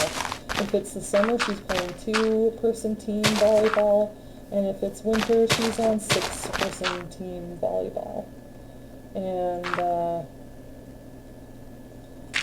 anyway, she is still in incredibly great shape for her age, but it still gets her every time she thinks about how old she is and the fact that she qualifies for things such as senior discounts now. It's just really funny sometimes.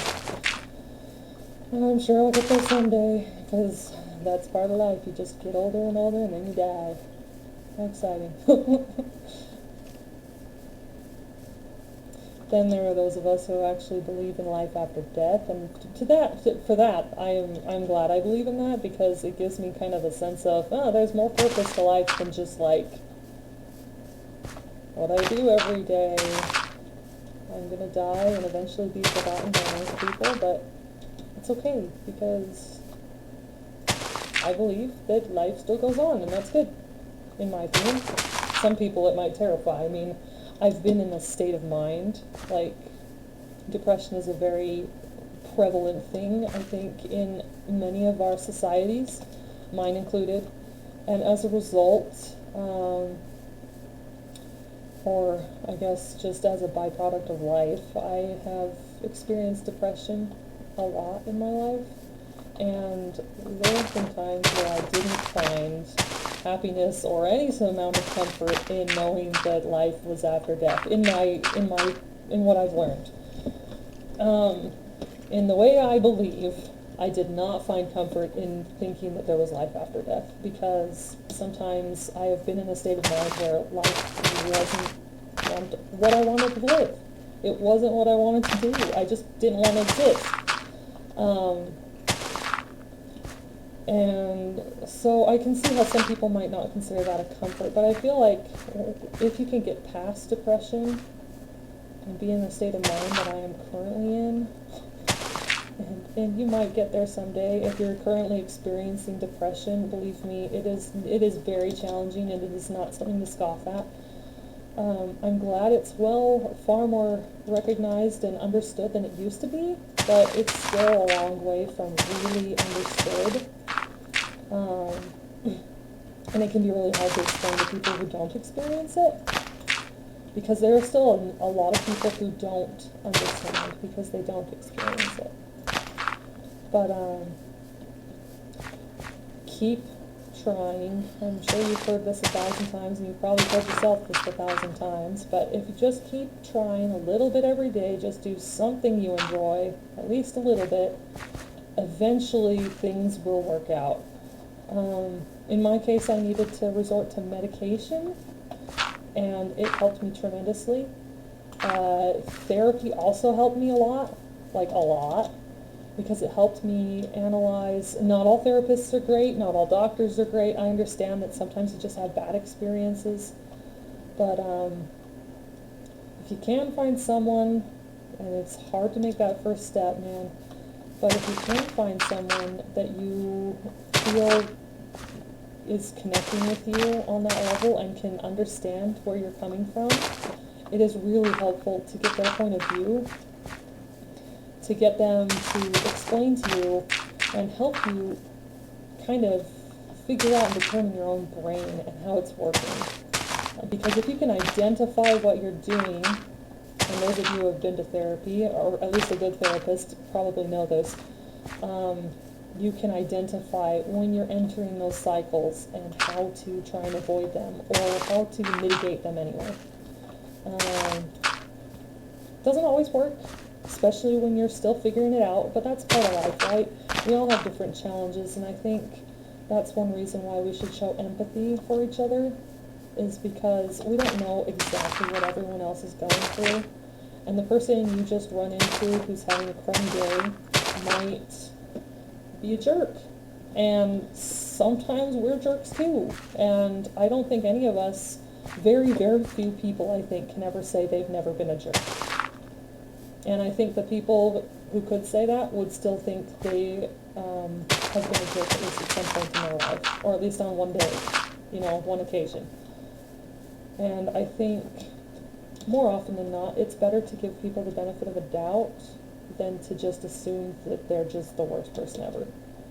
Easier said than done, right? Because oftentimes when you meet somebody who's in a mood like that and they do something like cut you off and road rage or yell at you in the shopping line, or I don't know, people can do all sorts of things, right? And there's that meme going around about Karens, and and there are some people who do come across as really awful people, and maybe they are, but I think in general we're better off just giving someone the benefit of a doubt first, and then just, trying to move on and just live life regardless of what that person is doing. As long as it's not actively affecting your life, they're not actively hurting you or actively looking to exploit you or take advantage of you or harm you in any way, I think it's better to just live and let live. But that's my philosophy.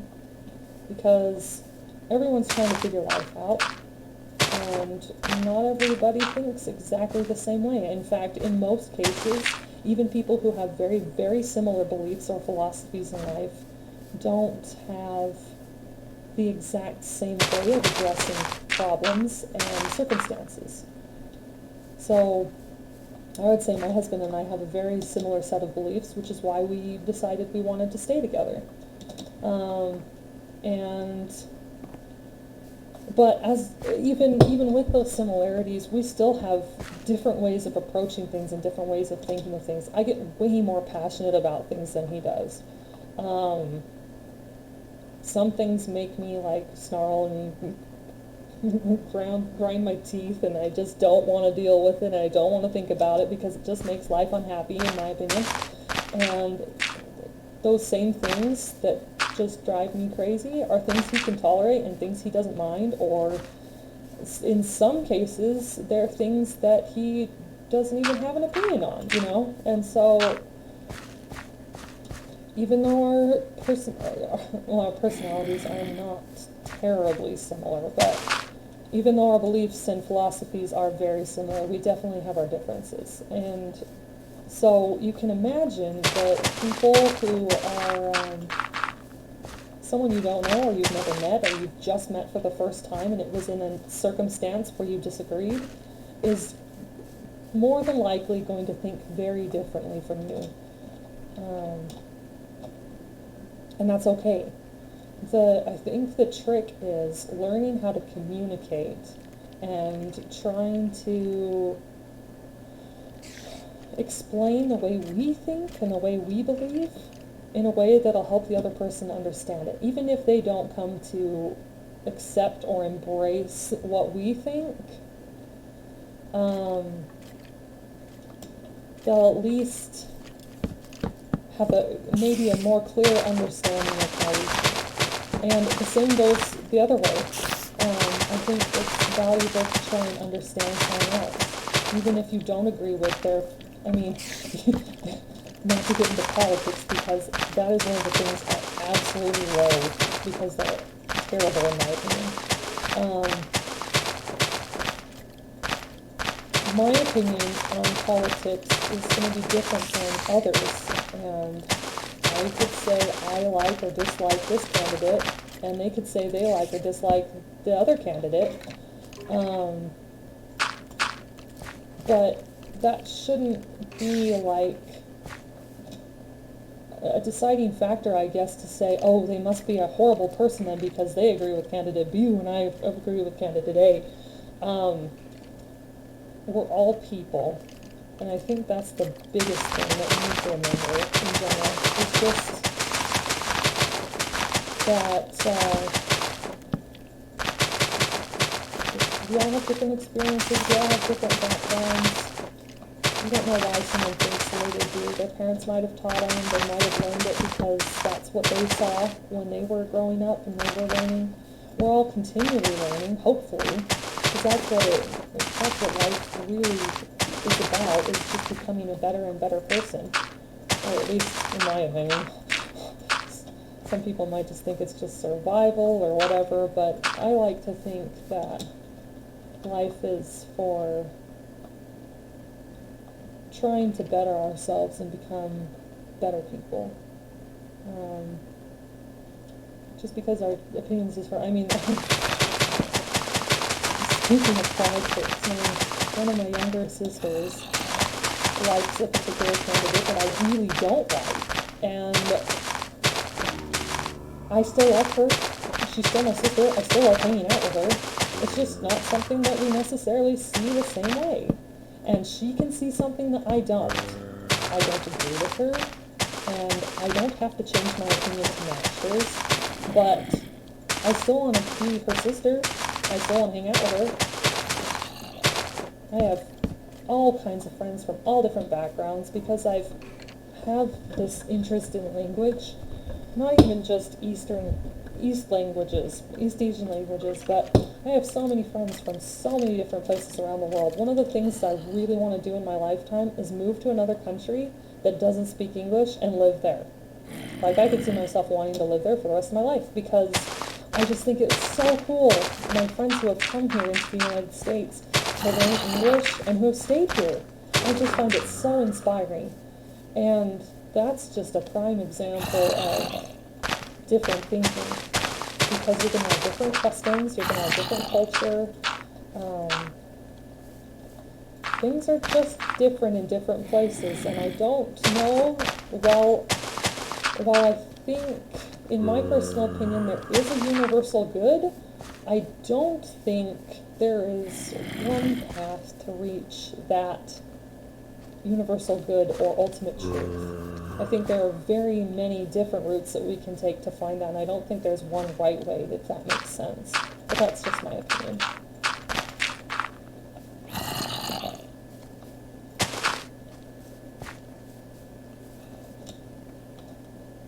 Yeah, it's starting to come together. Now that I've rambled on about ethics for the last, I don't even know how long. Yeah, as much as I don't like politics, there was a time in my life where I wanted to go into law. I wanted to become well-versed in it, considered maybe going into being a lawyer, or for a while I wanted to be criminal justice, and I wanted to be a forensic expert. Then I learned that I would rather deal with the helping and healing side rather than the solving the case side. So there have been so many times I have changed my thought processes and things about what to learn in life. I have pursued many, many different areas of education in terms of like what I've taught myself and looked up and learned about. And even formal education. I've just changed my mind so many times. I really think it would be amazing to go into healthcare. I think it would be an amazing thing to be somebody who is able to heal and help someone become better, become either an occupational therapist, or I really wanted to be a paramedic for a while.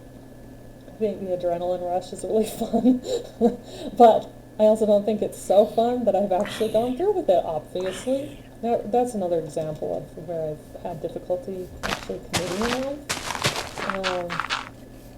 But, like I said, I think I found my true love lies in learning language and learning about other cultures and just becoming educated in that regard. And so I'm glad I've at least figured something out.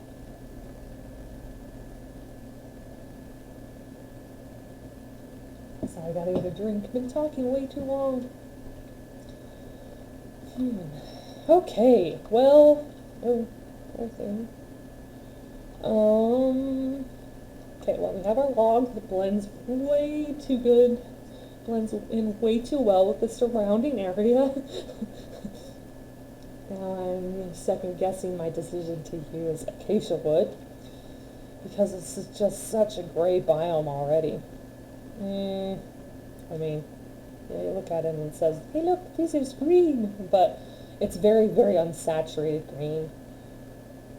Oh, color theory is a fun thing too. Man, I could talk about anything, almost anything. I don't know everything. I don't know remotely everything, but I do know many things about many things. I guess I'm closer to a jack of all trades and a master of none, which is why I am not particularly good at anything, but I am overcoming that with my language study, so this is good. Color theory is super fun. You can take, if you've ever taken a screenshot of something just for fun and experiment, you can screenshot something and then color pick from it in a photo editor or like a Photoshop or something, and you'll see how drastically different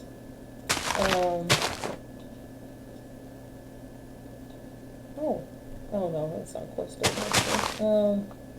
How drastically different one green is from, say, this biome. If I were to take a screenshot of this biome and then compare it to like a jungle biome, you know the difference of the green because you've played the game, and it's very obvious, right? But if you were to put this green in a different palette, it would appear maybe gray even. It's just really bizarre how color actually works and how our brains perceive it.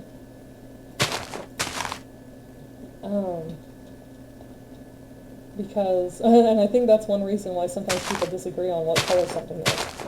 What looks teal to me could look totally blue or really green to someone else. I mean, excluding color blindness, it's just interesting how the perception of color can even be so drastically different. It's so funny, my mom has, or had, a nightgown when I was a child that was, in my opinion, a teal plaid. But she and my dad could never agree on what color it actually was. She thought it was more teal like I did, and he thought, or maybe she thought it was more blue, and my dad thought it was more teal. It was really funny, though, because there was a number of conversations where we'd talk about what color is what, and it's just really interesting how perception on color, even the same color that you and I are perceiving right now, is going to appear differently, at least in some cases, to someone else. Oh, that's a funny looking tree top. Cute. Okay, landscaped for a while. Ooh, maybe I want a river. Nah, not yet. I think I'd want to generate that. Ooh, I really want to learn how to use World Editor? Or World Painter. I don't remember what it's called. It's one that some of the creative mode dudes will use, or at least dudes, the ones that I've seen. There are probably some gals out there who do the same thing, but the ones I'm familiar with, are guys. And anyway, I don't like this tree, it's too short. My husband and I went camping a couple months ago, and I was like, oh man, it's so cool with life like Minecraft. You could just go out to some camping site and you could construct a rudimentary or even an elaborate house in a matter of like an hour. Oop, that's not what I wanted.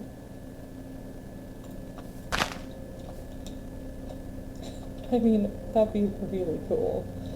And I know life isn't like that, but I don't know. Being able to just pick up a block of dirt, move it, and make a house out of it, make it defy gravity, make a roof out of it, make my little grass house. See, that would not sit there like that, unless it was made out of stone or something harder with more structural integrity than dirt. But it'd be so cool if you could do that in real life. Oh, can you imagine? Oh, the possibilities. Maybe someday Minecraft will be VR, and we can pretend it's real life. Okay. Well, I think I'm going to wrap it up for now. Gotten a little start. lots of talking. Got this debatable log, cute little mushroom that's pretty big, and not sure I love the shape just yet. There are probably going to be many changes, or I'll just abandon this area entirely and start somewhere new and make something prettier. But I'm sure I'll get better as I keep trying. So if you enjoyed this, kudos to you, because I might have left a long time ago if it were me. I don't know if this empties when I close, whatever. It gives me something to do. I don't know. I wonder if there's just a way to auto-delete. Oh yeah, here's my person. Hello. Guess I have never been in first person. Let's see, that is function of 5? Yeah. Whoa. Yeah, here I am. This is me. I don't know how to get the camera behind me. I don't think I can in this mode. I'm not quite sure how to do that. I'll figure it out later.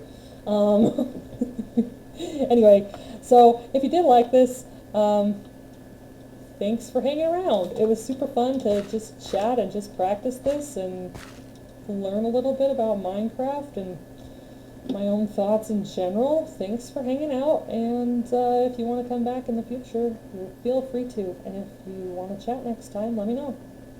Happy to hang out.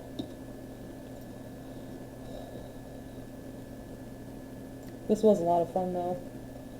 Thanks again for hanging out, whoever you are. That was very nice of you. Okay, I'll have to go see if I can edit this before I post this on YouTube. We'll see how it goes. Anyway, if I do start YouTube, I will put a link in my page, and we'll see how it goes. Anyway, peace out. Have a good day, and maybe I'll see you later.